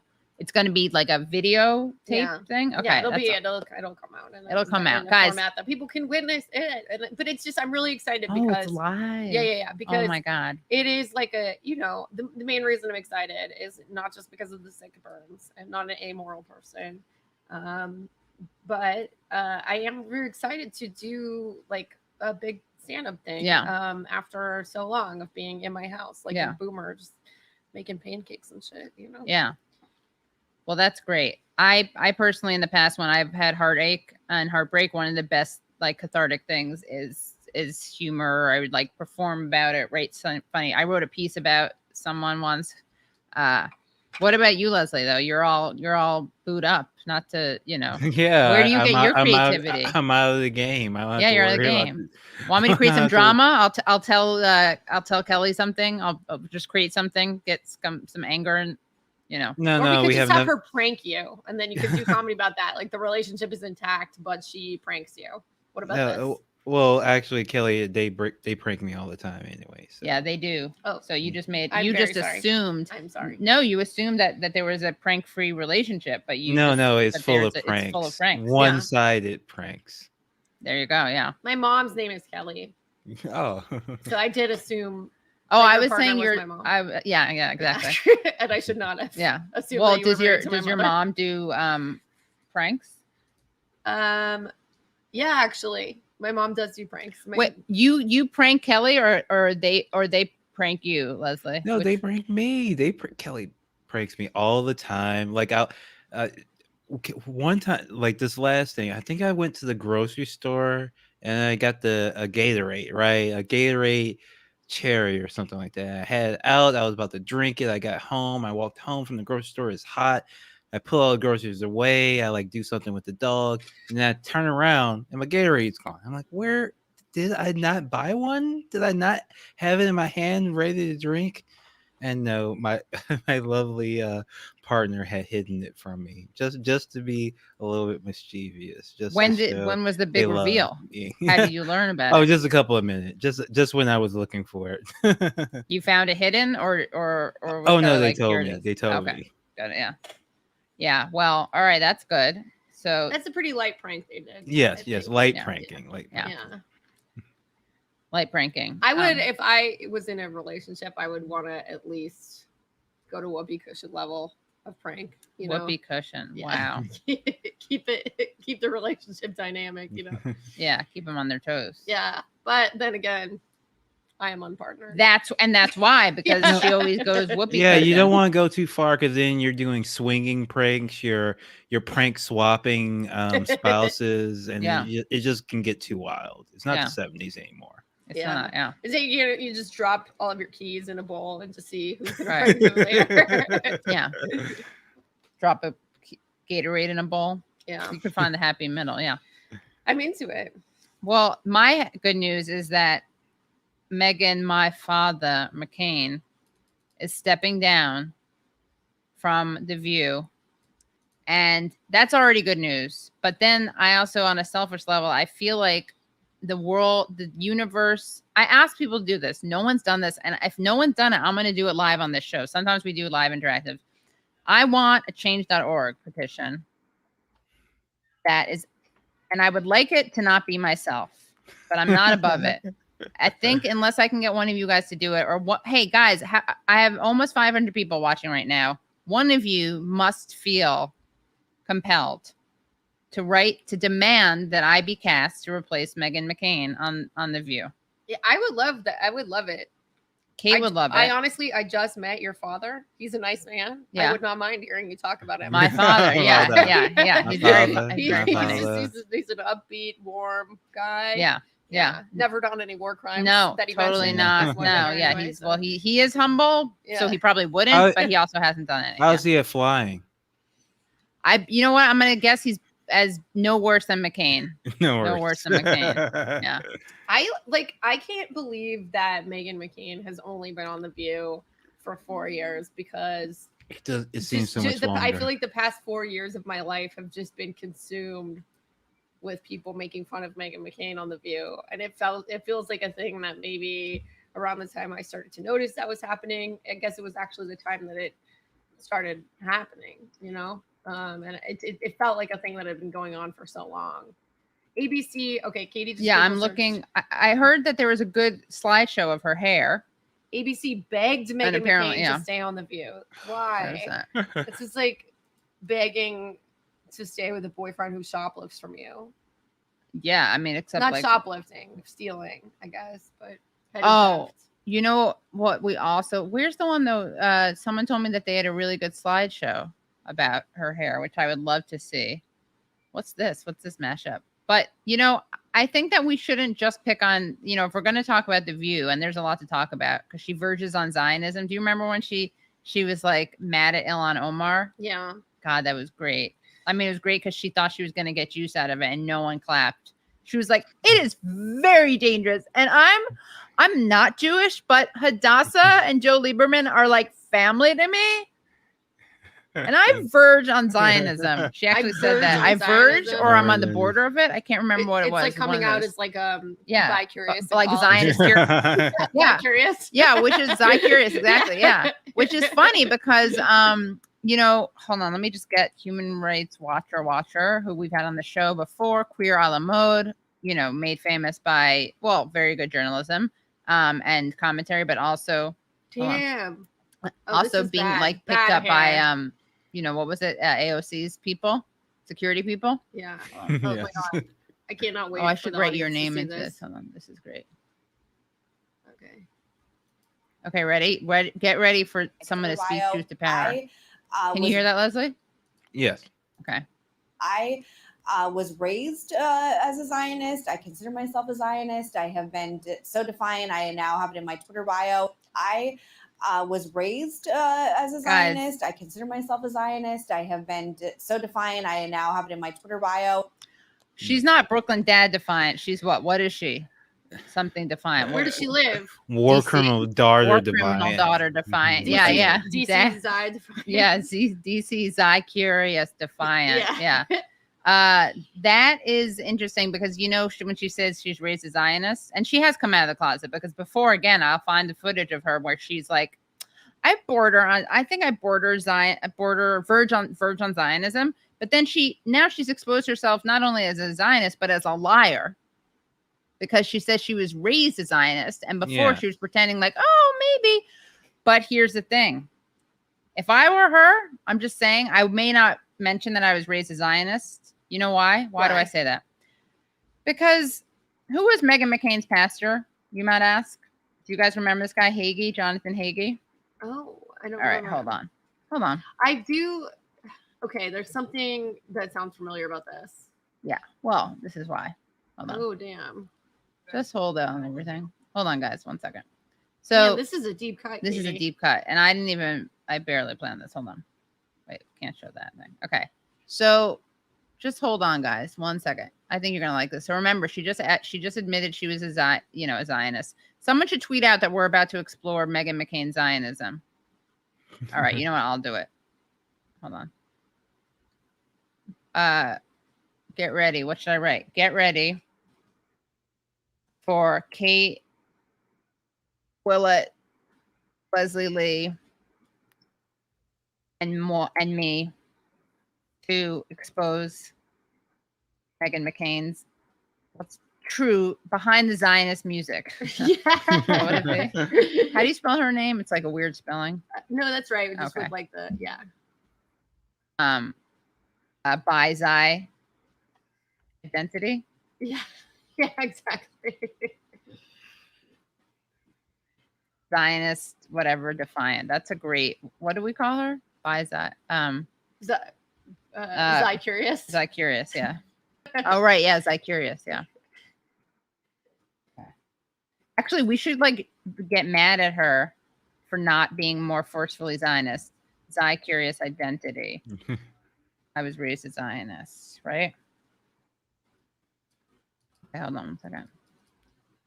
I don't know why I don't really need to live tweet these things, especially when like we're broadcasting, but why not? All right. I want people to know about it. Okay. I just like kind of want to do the Z thing with everything. The Like, Z, she's not yeah. a liar. She's a Zire. She's a Zire. That's good. Yeah, Yeah. just Yeah. keep going with it until it becomes She's not so a warmonger. She's a Zormonger. Zormonger. Zorzonger. So, okay, we're going to watch this. Ready? This is a good one. So remember, this is John McCain is her father, and his pastor, when he was running, he like publicly announced this guy was his pastor. He, John Hagee, mega church dude. And here he is. Okay. We're going to hear Hagee be introduced by McCain. Then we're going to hear a sermon from actual Hagee, homeboy Hagee. Okay. Ready? Oh my God. Here we go. You can tell this is going to be bad. Oh, wait. Can people not hear it? I can hear. All I can tell you is that I'm very proud to have Pastor John Hagee's support. He has the support and respect throughout the nation. The following is an audio excerpt from a sermon given in the late 1990s by John McCain endorser, Pastor John Hagee. Themes in the sermon were put into books published by John Hagee in the years 2001, 2003, and 2006. Again he said unto me, prophesy unto these bones, and say unto them, O you dry bones, hear the word of the Lord. And he spoke to them, and they stood, and they became an exceeding great army, meaning they physically came to life. Now, how is God going to bring them back to the land? The answer is fishers and hunters. The answer is given in Jeremiah 16, verse 15 and following. God says in Jeremiah 16, behold, I will bring them, the Jewish people, again into the land that I gave unto their fathers. That would be Abraham, Isaac, and Jacob. Behold, I will send for many fishers, and after will I send for many hunters. And they, the hunters, shall hunt them. That will be the Jews. From every mountain and from every hill and from out of the holes of the rocks. If that doesn't describe what Hitler did in the Holocaust, you can't see that. So think about this. I will send fishers and I will send hunters. A fisher is someone who entices you with a bait. How many of you know who Theodore Herzl was? How many of you don't have a clue who he was? Woo! Sweet God. By the way, I just love a man who follows up Theodore Herzl's with woo, sweet God, because that just doesn't happen enough. Little I feel Ric like Herzl. Flair. So I know, right? There. So we're gonna ready? This is he's Yeah. gonna bring it all together. Herzl is the father of Zionism. He was a Jew that at the turn of the 19th century said, this land is our land. God wants us to live there. So he went to the Jews of Europe and said, I want you to come and join me in the land of Israel. So few went. Herzl went into depression. Those who came founded Israel. Those who did not went through the hell of the Holocaust. Then God sent a hunter. A hunter is someone who comes with a gun and he forces you. Hitler was a hunter.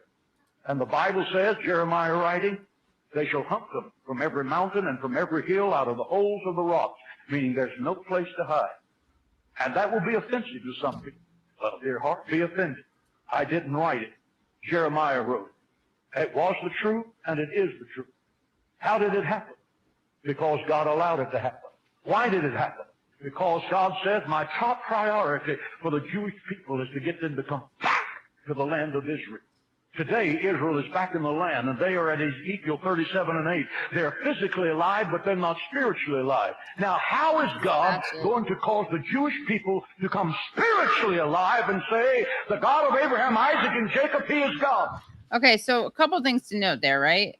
A lot to unpack there. I want to make sure everyone followed this. So a couple things. One is that God sent, obviously sent Herzl to the Jews. And then that's the Fisher, right?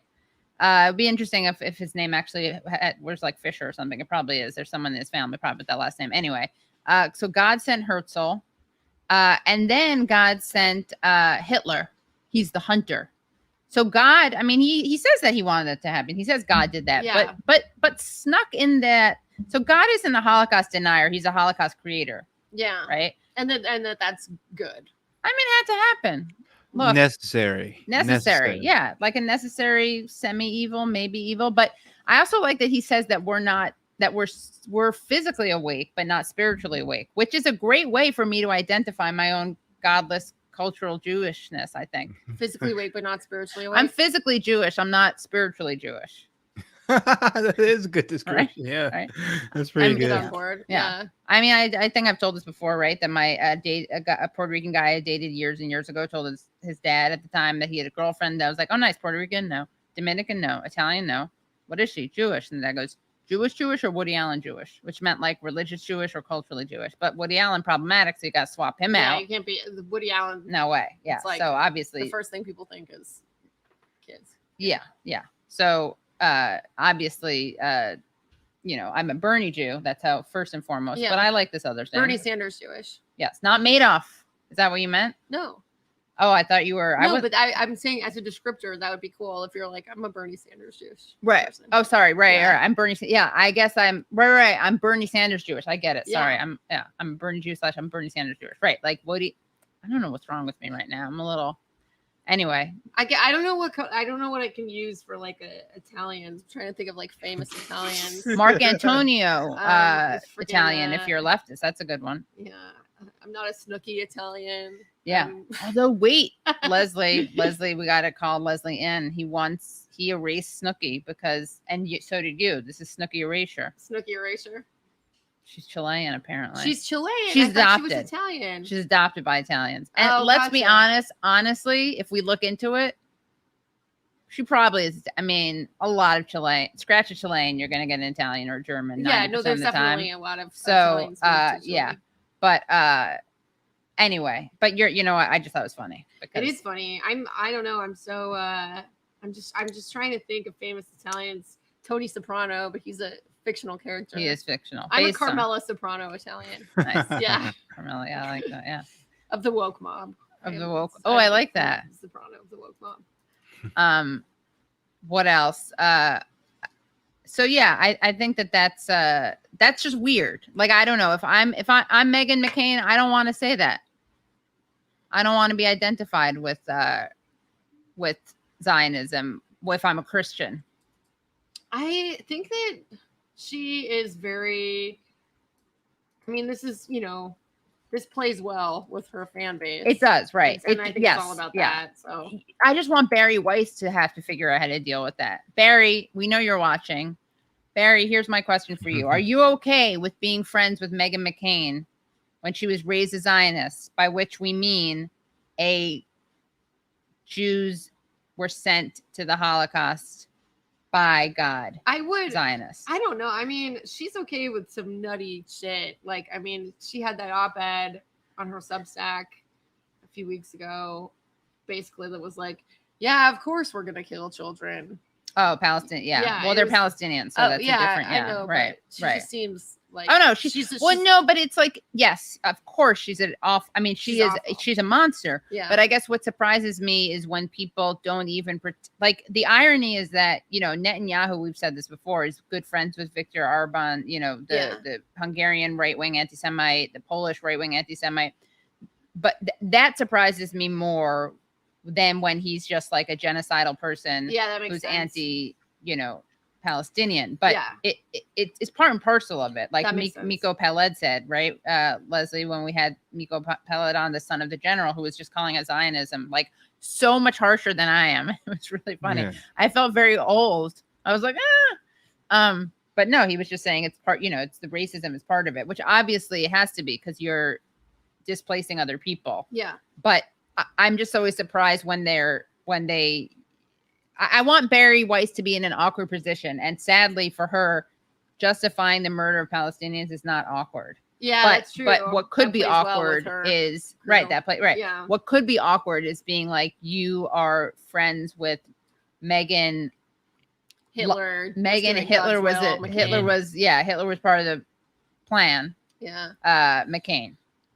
Can you imagine how dumb McCain is? Then he kind of walked it back, but not really. He rescinded the endorsement, but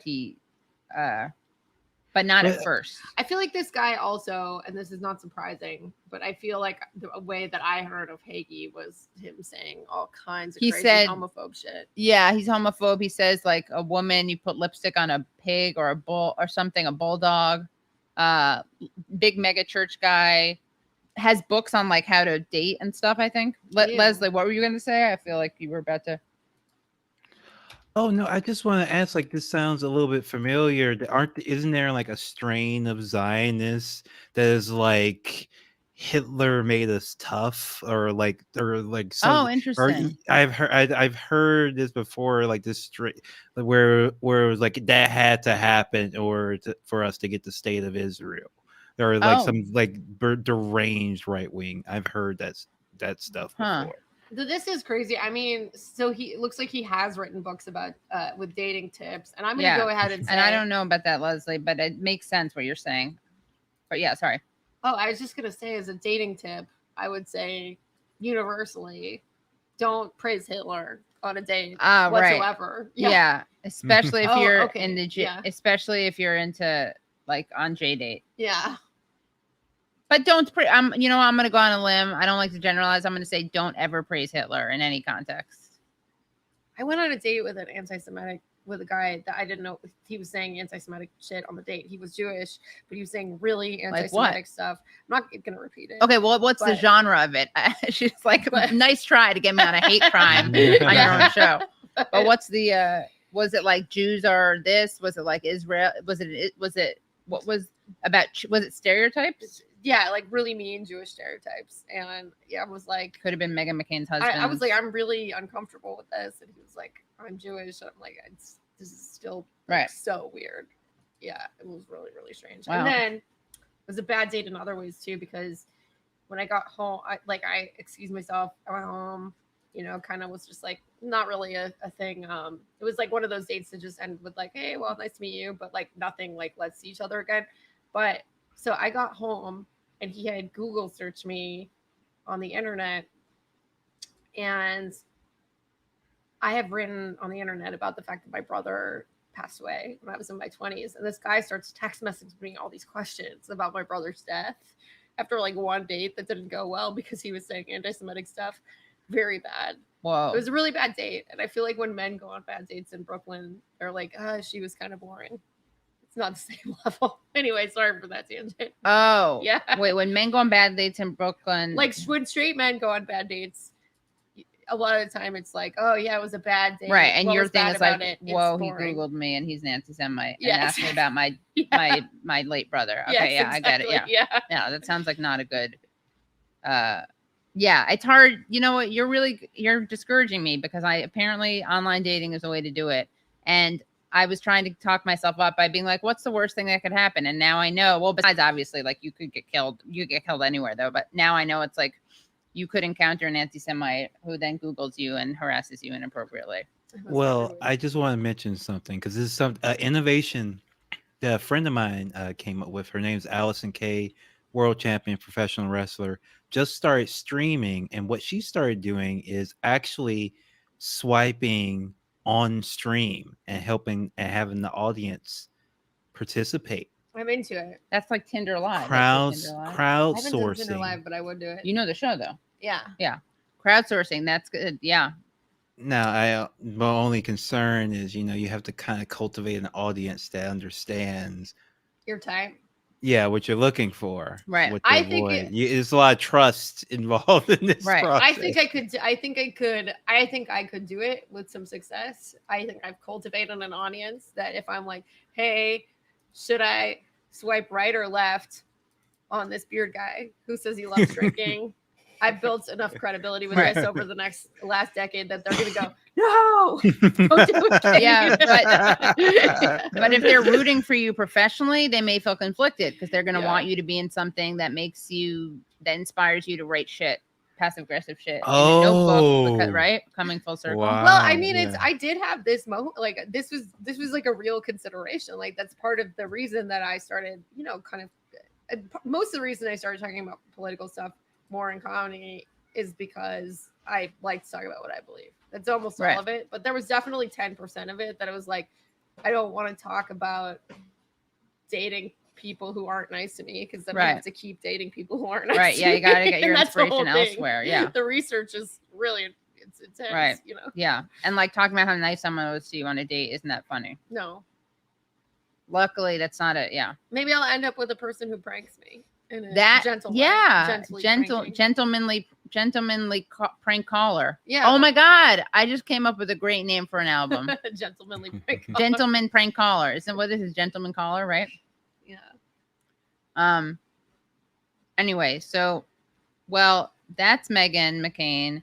That's her Zionism. Barry Weiss sucks. What else? I'm trying to find that actual clip of her where another episode we're gonna have to call out that Jonathan Weissman guy. Did you guys see that? No. He went after Nina Turner. I did a little Twitter poll today to see whether we think. Hold on 1 second. Should I feel like maybe I need to show the actual. This show is getting very Twitch energy right now. But I want to, maybe I should show the actual thing. Well, there are a couple options. Do we want to see her hairdos? Meghan McCain hairdos? Let's do the hairdos. Whatever. That's low hanging fruit. It is low hanging fruit. But we already established she's terrible, right? Yeah. And we already established, guys, no one has, how has no one done, you need to tag me on this change.org petition that someone's doing. By the end of tonight, someone's writing a change.org petition, hint, hint to people watching the show, calling on me to replace Meghan McCain. And you know why? I'm Jewish, first of all. Second of all, Jewish, not just feels exactly. Jewish I don't because- just have Joe and Hadassah Lieberman are like family. I have Jewish family, so I already have that covered. Okay, I'm not a poser, and I'm offended as a Jew. I did say this to on Jamie Peck's stream today, so I want to out myself so people don't think I'm using my material. But I'm speaking from the heart. Joy Behar, you may think she's Jewish, right? Not Jewish. Really? Italian. And that is some Yeah. cultural appropriation. Yeah. Inappropriate. She likes Jewish men. She even likes Bernie that way, not politically, obviously. I think she's a crush on him. It's not okay. And so what they need to do, if they want to be on okay ground, they're going to have to reach out to me and offer me a job there, which I will consider. The View, Katie Halper. I had no idea Joy Behar was Italian. I mean, Behar is definitely not an Italian last name. she maybe is that her husband's name? Maybe, yeah. Yeah. Because why? Because of course she has a fetish, a problematic fetish. It's all this appropriation. I'm sick and tired of it.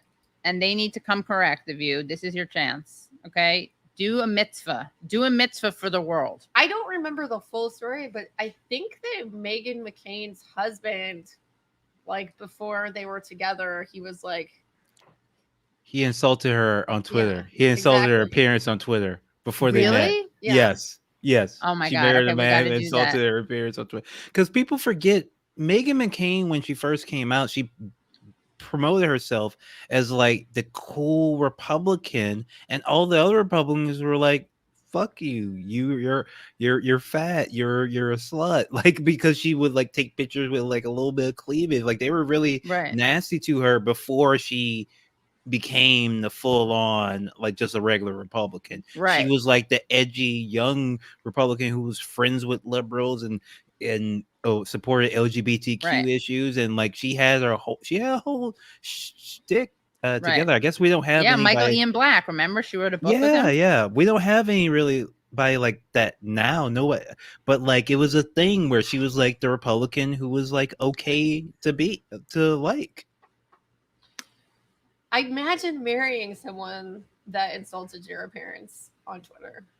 A Like, fetish. Maybe she is a publicly. fetish. Yeah, I know. Yeah, What the like hell? A verified account. And calling you did it names. because everybody else did it, just because all the other Republicans were bullying her at the time. Like it So wasn't you're even- saying it's not even like she couldn't even be flattered. There was no special connection. He was just No, following no, the it- crowd. yeah, he was just following the crowd. That's awful. I forgot. Let's see. I'll go back to we'll have to do, maybe I'll do a Patreon only stream where we'll go through the Hagee's dating advice. Yes. But That for sounds great. but for now, I do want to just show. I think we did enough of Meghan McCain being an asshole, right? Oh, she also said abortion's murder, but like seriously said it. Like she's like very upset that Biden did something with saying like abortion's a personal choice. Which I'm gonna say something. It is kind of. People who think it's murder but believe in exceptions, I want people like that around because I want abortion to be legal. but they clearly don't think it's murder. Yeah, I know, obviously. Right? Yeah. Like, because No, but I will take that a step farther and say that nobody thinks that it's actual murder. Like I have family members, for example, that would say that, you know, abortion is murder. But if you actually thought there was just people just being like just murdered all the time, you wouldn't be just like chilling at your job. Well, don't encourage. I mean, we're not encouraging. No, we're not obviously. encouraging this. Like, I'm just saying no one really thinks it's murder. Yes, it's not right. thing. We know it's not. Yeah. I mean, I know it's not because I know it's not. But yeah. So she doesn't think that, and she was very mad at Biden, and she was saying it was like a real moral line. But she's cool with the gays. She likes gays. The gays. They don't have any abortions. I guess not. I don't know. It's like she's not even. Again, I keep thinking. I assume Barry Weiss is pro-choice, but maybe not. I would assume, yeah. Why do I just keep. I just like. I know it's like she's a hypocrite. I know that, but and I shouldn't pay attention. You know how Lou was like urging us not to pay attention to Bill Cosby and to focus on survivors. So I'm not going to focus on monsters like Bill Cosby or Barry Weiss. Okay. Because I don't want to give them the attention. So all right, let me see if I can find this one thing of Meghan McCain talking about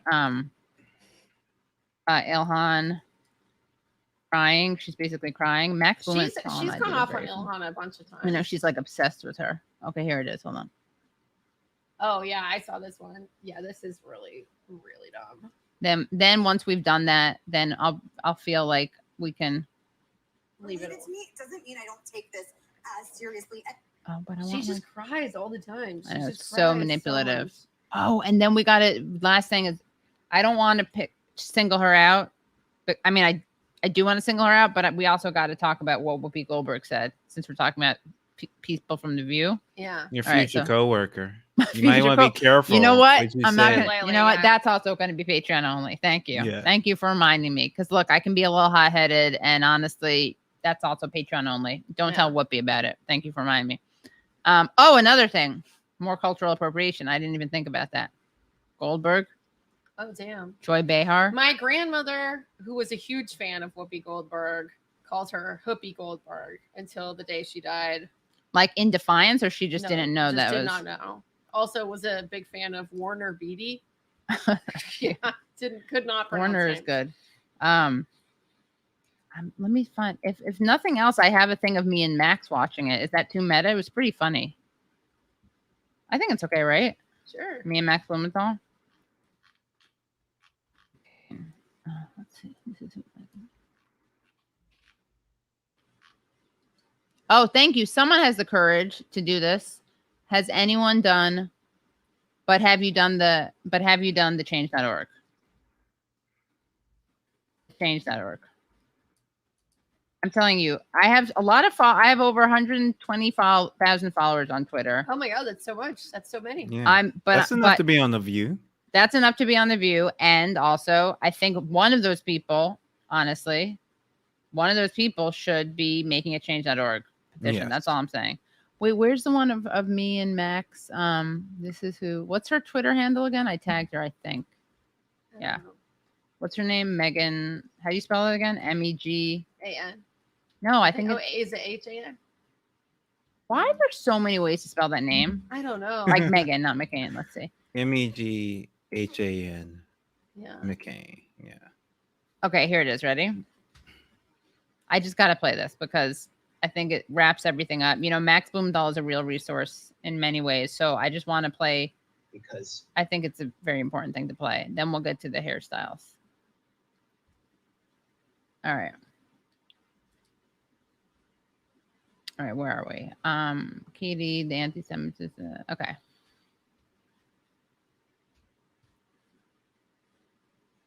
Let me know if you guys can hear this. Meghan McCain, I guess, wanted to kind of get in the limelight. It's something that she's done a lot because she's famous for nothing. It's like the war crimes Kardashians or something. Right. It backfired because she's just such a self-parody. She is just so obviously disingenuous in her outrage. It was like the opening we were waiting for to expose farts for what it was. You know, why is she there at all? Why is she on The View? I mean, I don't know why The View is on, but why is she on The View? What has she done? I remember when she was breaking out as like this political personality, it was when the Daily Beast was launched, and I was like one of their staff writers. And it was so obvious that what she was writing was ghost written, and it was kind of like engineered by John McCain's team to make her into a public figure. Right. Then you watch her speech at McCain's funeral. She has this psychotic, rabid look on her face while she's like, gets it from her dad. Yes, yeah, he fought in Vietnam too. And the America of John McCain is, yes, the America of Vietnam, fighting the fight even in the most distant and hostile corner of the world. But the speech was so obviously written by Mark Salter, who is McCain's longtime. Oh my God, yeah. Who called Bernie like a Castro-loving fossil or something. Right. And have you seen him? He's not exactly a spring chicken, and neither was his boss. Yeah, when you work for McCain and you help him comb his hair, like you don't get to call other politicians fossils. And it takes years off your life too. Like Bernie can do a layup. You know, I know. I want all these people who make fun of him to like challenge him to a basketball game, including Trump. Oh yeah, so there's that too. Trump is not. I don't know what his physical condition is. Bloat. And he looks like he's gout. He has like his face is like a goiter coming out of his neck. But anyway, so the McCain, I mean, she's just like this comically conceived holographic facade of a decrepit, degenerate oligarchy that's been totally discredited. And now she cries about some comment about AIPAC. I mean, she's crying for AIPAC, which is like the most sociopathic institution. Okay, hold on. That's part one.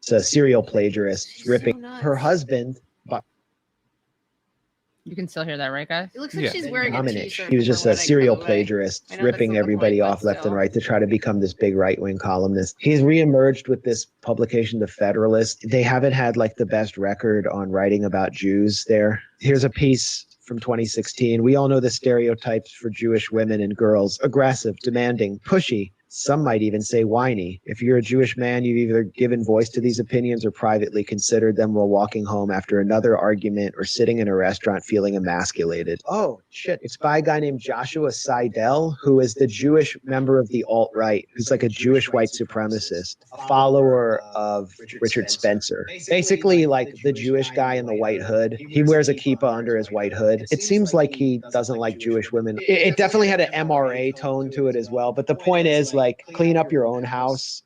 Then there's Pastor Hagee. He's like a cross between like Elmer Gantry and the Penguin. He's a faith-healing Pentecostal preacher from Cornerstone Church in San Antonio, whose endorsement John McCain happily accepted in 2008, because McCain always had a problem with the Christian right. McCain is not evangelical. And you either have to be evangelical or you have to just be a right-wing psychopath, draconian fire breather like Trump to get the Christian right to support you.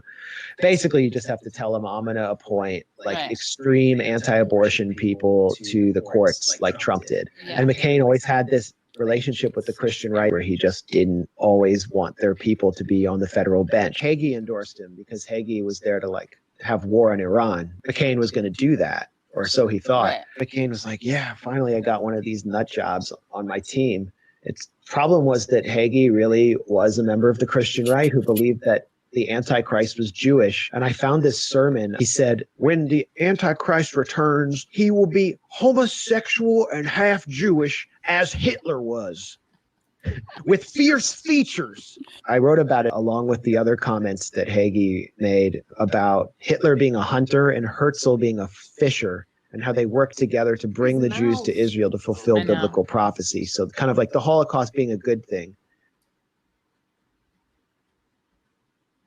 And then is there anything else in there? I think there's one more thing that's worth playing. I think we're learning a lot though, right? Wait, where's the one where Meghan McCain breaks down in tears over her scary. Look at her ears, by the way. So they're this like is me red. when I showed. This is the thing I was looking for. Okay, ready? This is from when she went after Ilhan Omar. Why this obsession with Jerusalem and Israel? These are dog whistle comments for Jewish Americans. Yes, they are, clearly. and they hear what she's saying, and It is disingenuous of the Republican Party to go after her, this is her point, when they are backing a president who is in bed with dictators committing human rights violations all over the world. Wait, what? I take this very personally. I would go so far as to say I probably verge on being a Zionist as well. But I will say that I don't have family that is Jewish, but Joe Lieberman Damn and right you Hadassah don't. Lieberman are my family. Yeah. Oh man, I this take is the hate so good. crimes rising in this country incredibly seriously, and I think what's happening in Europe is really scary. And I'm sorry if I'm getting emotional, but the idea that this is politicized, I'm really not. I was very nervous to talk about this on the show because I thought it would become politicized, and it really shouldn't be. On both sides, it should be called out. And just because I don't technically have Jewish family that are blended into me, it doesn't mean I don't take this as seriously. And it is very dangerous.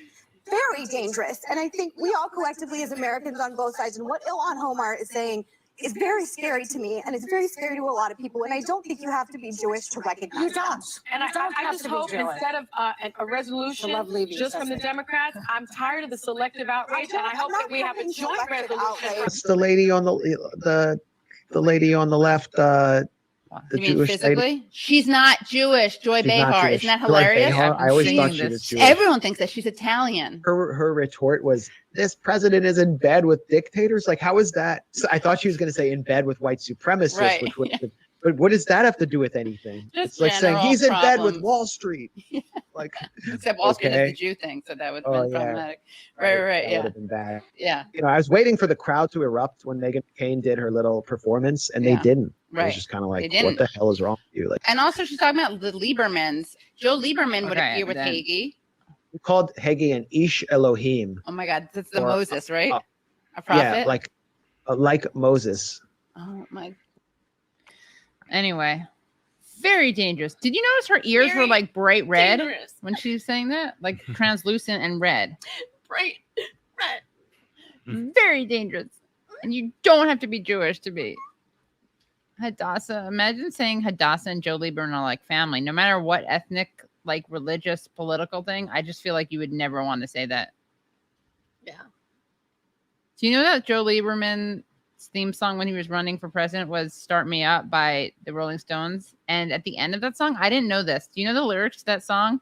It's like make an old man cry, right? Mhm. But do you know what one of the refrains is? What? You make an old man come. Ew. Oh. Can you imagine? And like he would play that song at Can we- rallies. To be honest with you, this conversation is very dangerous. Very, Very dangerous. Old Very men dangerous. coming. Very dangerous. God, it is. Old man. Yeah. So, well, anyway, has anyone done a change.org? I mean, there are more important things than that. Anything else? There's like war that's going on. That's bad. No one's talking about the war, right? Today and nothing would fundamentally change, right? Biden's bomb back better. Has anyone said anything about that? I don't think nobody's really talked about it from what I could see.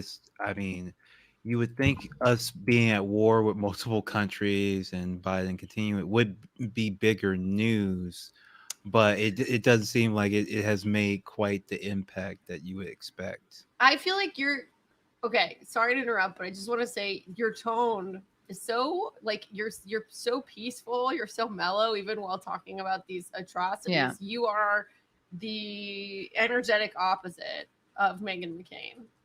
Yeah. I just wanted to know that. who was moved to tears even just thinking about being in the same room as a Jewish person while Ilhan Omar is out there saying all these anti-Semitic things. Right. By which we mean just diagnosing like firm, geopolitical realities of Yes. the way that AIPAC, like most Zionists in this country are Christian. So if you're being anti-Zionist, you're being anti-Meghan McCain. You're being anti-Pastor Hagee. I am a little bit disappointed that we didn't get into the theological basis for Hagee, which I think is really where you gotta judge him. Tell us. I mean, because I mean, do we think his theory actually holds water theologically?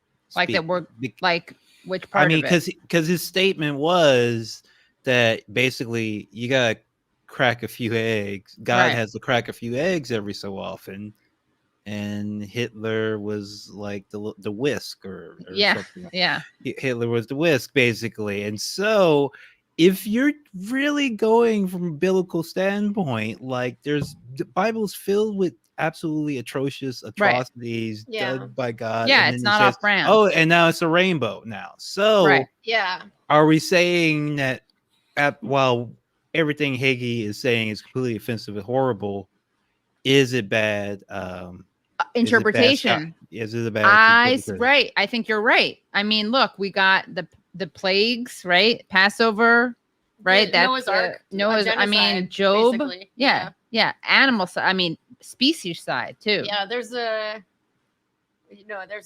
quite a bit of smiting. A lot of smiting. Yeah. And there's a look. Yeah, you're right. He's kind of he's like on brand.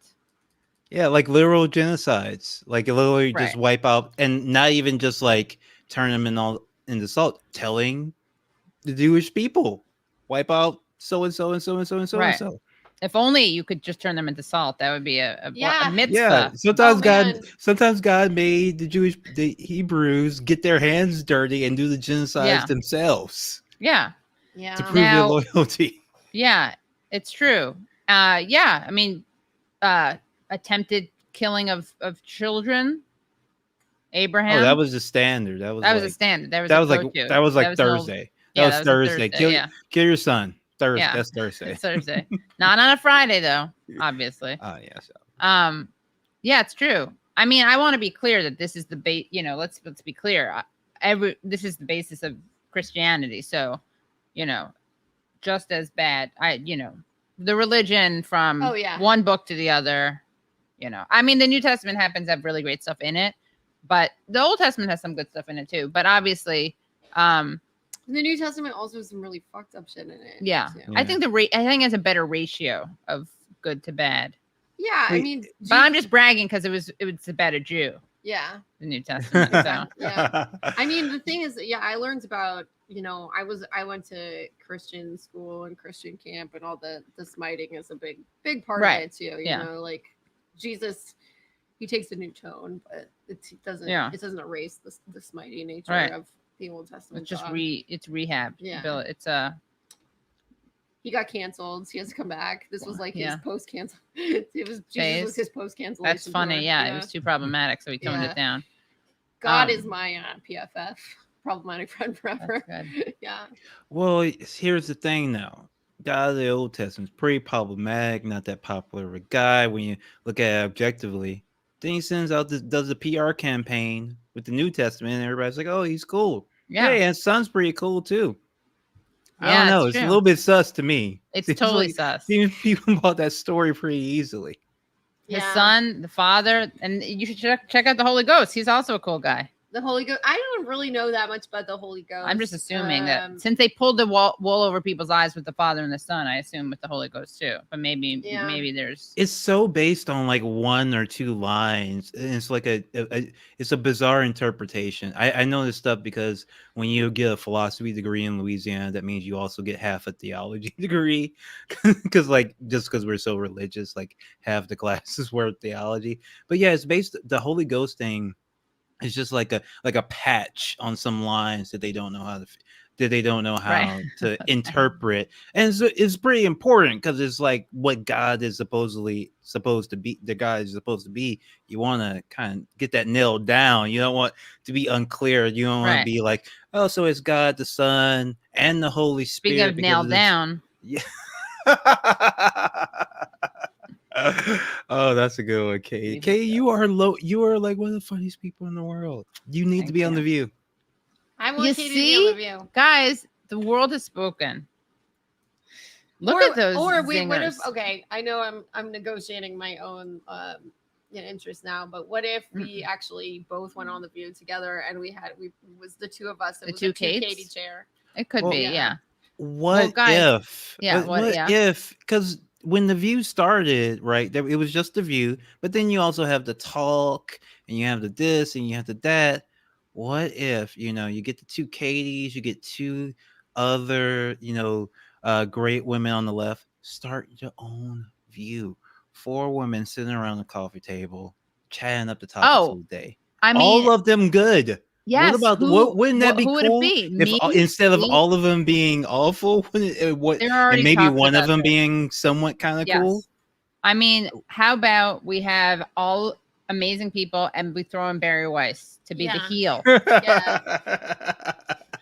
I mean, no, Kate. Here's my suggestion. Ready? So we're gonna be writing 2 petitions tonight. This is the crew. So 2 petitions. First, we got to be we're going to be realist, and then we're going to be aspirational. Okay. So we got the reform and the radical, right? So the reform petition is, the realistic one is let's replace this with Katie Halper. Okay. Yes. So we're going to do that. Then we're going to do a View alternative. Okay. So what do you want to achieve? Putting Katie Halper. I can't believe you're making me write this. I can't believe the audience is either. This should already be one. I'm actually. I know. Well, how do I know if this is some poor reply guying? This is some poor snipping. I don't know what's going on. Yeah, maybe they took the weekend. The Simps took the weekend. Yeah. What the hell? Everyone just replacing what is it? Replacing, Meghan McCain with Katie Halper. Yeah. Oh, Matthew Lerner says they already made it. Oh, great. Where is it? I don't know if you're joking or not, Matthew. Please don't joke about this. Oh, you tweeted at me? Okay, what's your all right, and we already got this. Okay, with the 2 Katies, Kate, Crystal, Brie, Ronnie. Okay, so now we're gonna get Katie Halper. I keep saying I made it. Oh, well, how do I find it though? You made it too? Oh my gosh. We're gonna have to make a change.org petition demanding that they be merged into one petition. You're gonna merge the petitions. You're gonna. How do I find this? Oh, there actually are several. Oh, just type in Katie Helps into the search. I see 3 popped up. 3. Oh wow, wonderful. The Holy Trinity. Wait. Thank you all. Thank you to wait. Now Garfield, Katie Halper. I put in because and Jonathan. Jonathan always a great supporter of the Katie Halper show. Thank y'all. Wait, how do you find? I still don't see it. I put in Katie Helps and I put in Katie Halper. I just put in KT Helps and I then clicked latest and I see 3 just in change.org. No, on Twitter. They all tweeted at you. Oh, okay, but that's scary and problematic because you know why? Because why am I not coming up within the change.org thing? It might just take a second, but yeah, they all have Katie Halper in the title. Oh wow! Thank you. Damn, you look you've been shadow banned from change.org. Oh my god. We got it. No, for real. Have I been shadow banned? Right. Maybe it's just that it takes a while. I think it probably just takes a while. It's a lot of times. Someone needs to write a change.org demanding that change.org stop shadow banning me. So I feel like that picture that was on the petition of you and Meghan McCain, it looks like you're like 2 witches about to do battle. It's cool. Let's see. Well, that would make sense. Let's see. Yeah. And thank you so much. And if I'm not already following you, John Communist Garfield, let me make sure I am. Oh my gosh. Guys, major good follow for the wow.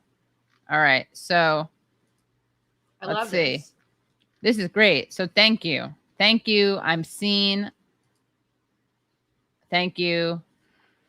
ABC. Okay. Oh my God. With the baby Bodhi. Dog. Oh my God. Guys, thank you. Well, let me make sure I'm look. The one with Bodhi is the cutest one, but why sign just one? Why not sign all 3?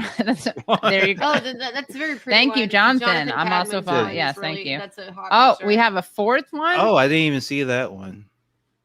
Oh my God, goodness. Well, is that the same one? Well, hold on. Now let's see. Hold on. Well, if it is the same one, then you want to retweet that. Oh, you're right. Yeah. You're gonna retweet it either way. Wow. Okay, one person has signed one. We got to get at least 100 guys. Come on. All right. I see 2 with signees. Okay, with the one with Bodhi. Oh, I think the one with Bodhi has one. Yeah, I think Bodhi's gonna bring all the signatures to the yard. Yeah. If I'm being honest with you. Go there, do it. Oh. Well, you left me out though. All right. So, all right, guys, this is good. Things are happening. Things are moving. But now it's time for us to do that other petition, right? Oh, Elias, he did one. Oh, good. Yeah. Hold on. Let's see. Thank you. Oh, we got both of us on it. Guys, this is a historic moment. Thank you, Elias. So That'd be awesome.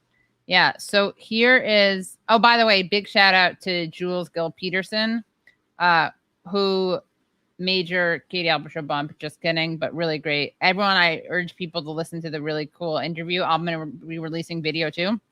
It was a pre-taped.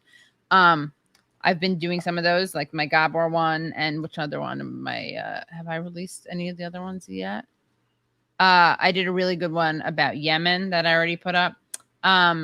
But she got she's joining the history department at Johns Hopkins. What's really cool about that is that her book, Histories of Trans, oh my God, wait, I always get this wrong. It's a history of histories of the transgender child. I always mess up which is plural, which is, hold on. Oh no, she has it right there. Oh, right there. Histories of the transgender child. Yes, histories of the transgender child. So she does a lot of research in the archives of Johns Hopkins University, and then it's coming full circle. Now she's going to be on their faculty, which is great. So shout out. Also, Kianga Yamada Taylor, I love her. Is now I guess a full professor. She was, I believe, already at Princeton, but so also good news for her. Mazel tov. And she did that. She has never even been on my show. So imagine the doors that would just swing wide open if she came on the show. I mean, it's hard to imagine. Katie, I do have to tap out Taco Nation. Oh, okay. Yeah. Yeah. Well, Leslie, do you want to just help before you tap out? Can we count on you to who would you like to cast on the View 2.0? Lefty View. Probably Abby Martin. Okay, so you're adding Abby Martin to this. I mean, we already have Katie, Kate, Crystal, Bree, Rania, Abby Martin. Abby Martin, yes, I think Abby Martin. We need the left. We do things in the world besides. So we need a rotating cast of characters. Yeah. And I think the idea of you have to have somebody ideologically right or you won't have disagreement is pretty silly. I don't think. I agree. Has been in a room with two leftists and not have them disagree. I'll be the dumb one. And Jamie Peck too. Yeah. Jamie Peck. Another. So we got a big rotating cast. Yeah, but we're talking about all this, women-focused media. What about the fellas? What happened? Yeah, what about the fellas? Where do they go? The future is actually female. Well, the summer is male, and if you are, into dude stuff, action movies, MRAs, badass stuff, please check out Struggle Session, because I got my bro Ham, Brian from Street Fight. We're doing a special summer series. We're watching the most badass movies of all time. We started with Fast 5. Check it out, patreon.com/struggle session. And you get to pick the movies. We're doing Aliens or Predator next. Of course, we are open to everybody. As the Street Fight guys say, guys, gals, non-binary pals. But we are going to be focusing on these, action, kind of boyish action movies that we loved when we were younger men, and seeing what we can learn about them. Yeah. Well, thank you. Thank you, Leslie. Thank you so much. Yeah. All right. Thank you so much, Kate. Bye, Leslie. Kate, thank you. Bye. All right, guys, this was a great show, and just gonna urge people to join the patreon.com/the Katie Halper Show. Again, it's patreon.com/the Katie Halper Show. I haven't pitched that in a while. This is also a nice long stream. We haven't done one of these longer streams in a while, but I think it was an obvious choice. We had to do it. This was a time sensitive. There was some urgency to it. In all seriousness, thank you so much to Lou Godbold, who did an amazing job. I'm really excited about that. That was wonderful. And then on less serious news, on less serious tip, definitely, sign those petitions and become Patreon subscribers at patreon.com/the Katie Halper Show. What else? Check Kate out. Check Leslie out. We'll do some. What did we already promise? We're gonna do for someone. We're gonna do John Hagee's dating John advice. Hagee, On yeah. Patreon. That'll be really fun. Yeah. Maybe we could do. Maybe that can be a Reply Guys Patreon episode too. Oh yeah, we can combo. Yeah, that's a good idea. Someone said that I have hot therapist energy. I like that. I'll take that. Yeah, I think you do. Yeah. Thank you. What makes you think that? When did you start thinking that? Do you think that maybe you have hot therapist energy that you're projecting? Me? Get it? I just. Got it. I wasn't very good. No, I like it. It was good. But yeah. I think what else? Anything else? When are we going to do that? We'll do that live. We'll let you know. It'll be probably a live thing that we then paywall later. Maybe we can do it tomorrow, the Hagee thing, or tonight, whishoever. You probably want a break, right? I have nothing in me. Yeah, I know. Except for sleeping. All right. I'm still on. I didn't sleep last night. I flew back from the West Coast. Yeah, she just came up here. Yeah. So my voice. Very dedicated. Well, let's see. Did we get any patrons? Let's see. Any patrons? Let's see. I got one patron. Thank you so much to the Riker Hardy. Thank you, Riker. God, not a single other patron. You know what? I'm not going to end on a down note. That's okay. We're doing great. And let's see. I missed some of the super chats. Let's see. Thank you, Tepid, for that. For your super chat, super sticker. What else? Yeah, guys, this was great. Thank you. And we will see you next time, right? Good night, everybody. It was so nice to hang out with you. Patreon on your time at TYT, Katie. What's that? Patreon on your time at TYT, Katie. What's that mean? Oh, Patreon on your time. I don't get it. The Young Turk, Katie? Ryan, you can. Oh, so like, did you go on the Young Turks? Oh, not recently, but in the past I have. I want the dish. Yeah. Oh, I see. You want the dish. All right. Oh, well, whatevs. We'll see about that. When you did the interviews at TYT? What do you mean? Did you go on TYT? I've been on TYT. So like, they want you to dish about it. Okay. Like, I don't know if there is to dish. Was there any sexual harassment? No. Did you think anyone was cute? I don't know. I mean, you saw everyone there. Yeah. Yeah, that's interesting. We gotta unite, not divide. I mean, I'm obviously team Aaron. Yes, Bodhi's alive. I saw Bodhi today. Isn't she so cute? She's so cute. I love that dog. She's so cute. We'll bring her in. Yeah, there's been some beef. I mean, obviously, then we had Aaron Mate on. Yeah. Who cares about TYT drama? Yeah. That's why we focus on the issues. Bodhi's, do you want me to grab Bodhi? Should I grab her? You really have to end it, right?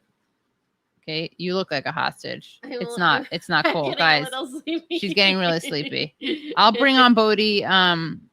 Assange. Yes. By the way, huge story that no one's talking about, which is that Assange, one of the major witnesses against him, admitted that he was lying. Oh, damn. I mean, why isn't this news? Also, I forgot to say the reason the war stuff isn't news is because obviously it was in self-defense. You know that?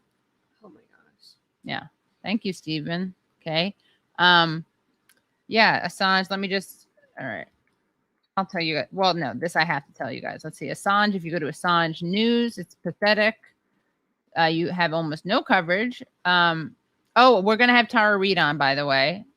Just a heads up. Tara Reid's coming back on the show. And also, she wrote a great piece. Assange's shameful treatment shows just how the U.S. exploits fear to silence dissent. That's at RT. And here is the really interesting piece of news that literally nobody is talking about, which is amazing, which is that one of the main witnesses in Julian Assange's extradition case has admitted he made false claims against Assange in exchange for immunity from prosecution, a bombshell revelation that could have a major impact on the WikiLeaks founder's fate. So, according to a new article in the Icelandic newspaper Stundin, the convicted hacker Sigurdur Sigurðsson falsely claimed he was a prominent WikiLeaks representative instructed by Assange to carry out hacking attacks, but was in fact only tangentially involved with the organization. The article also suggests the U.S.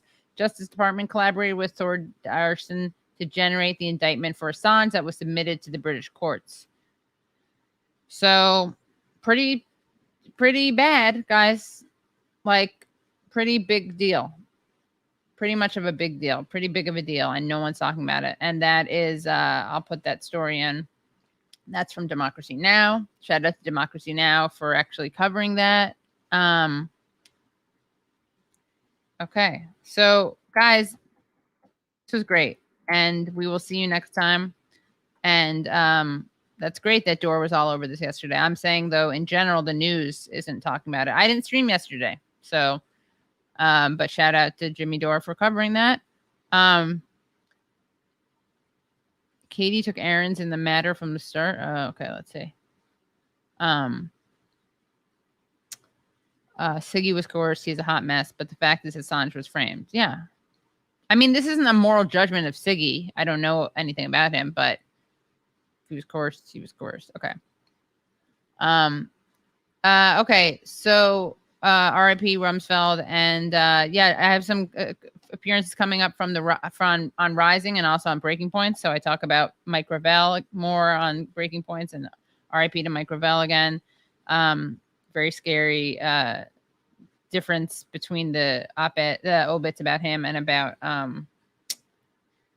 Rumsfeld. Okay, bye everyone. Good night. Good night. All right.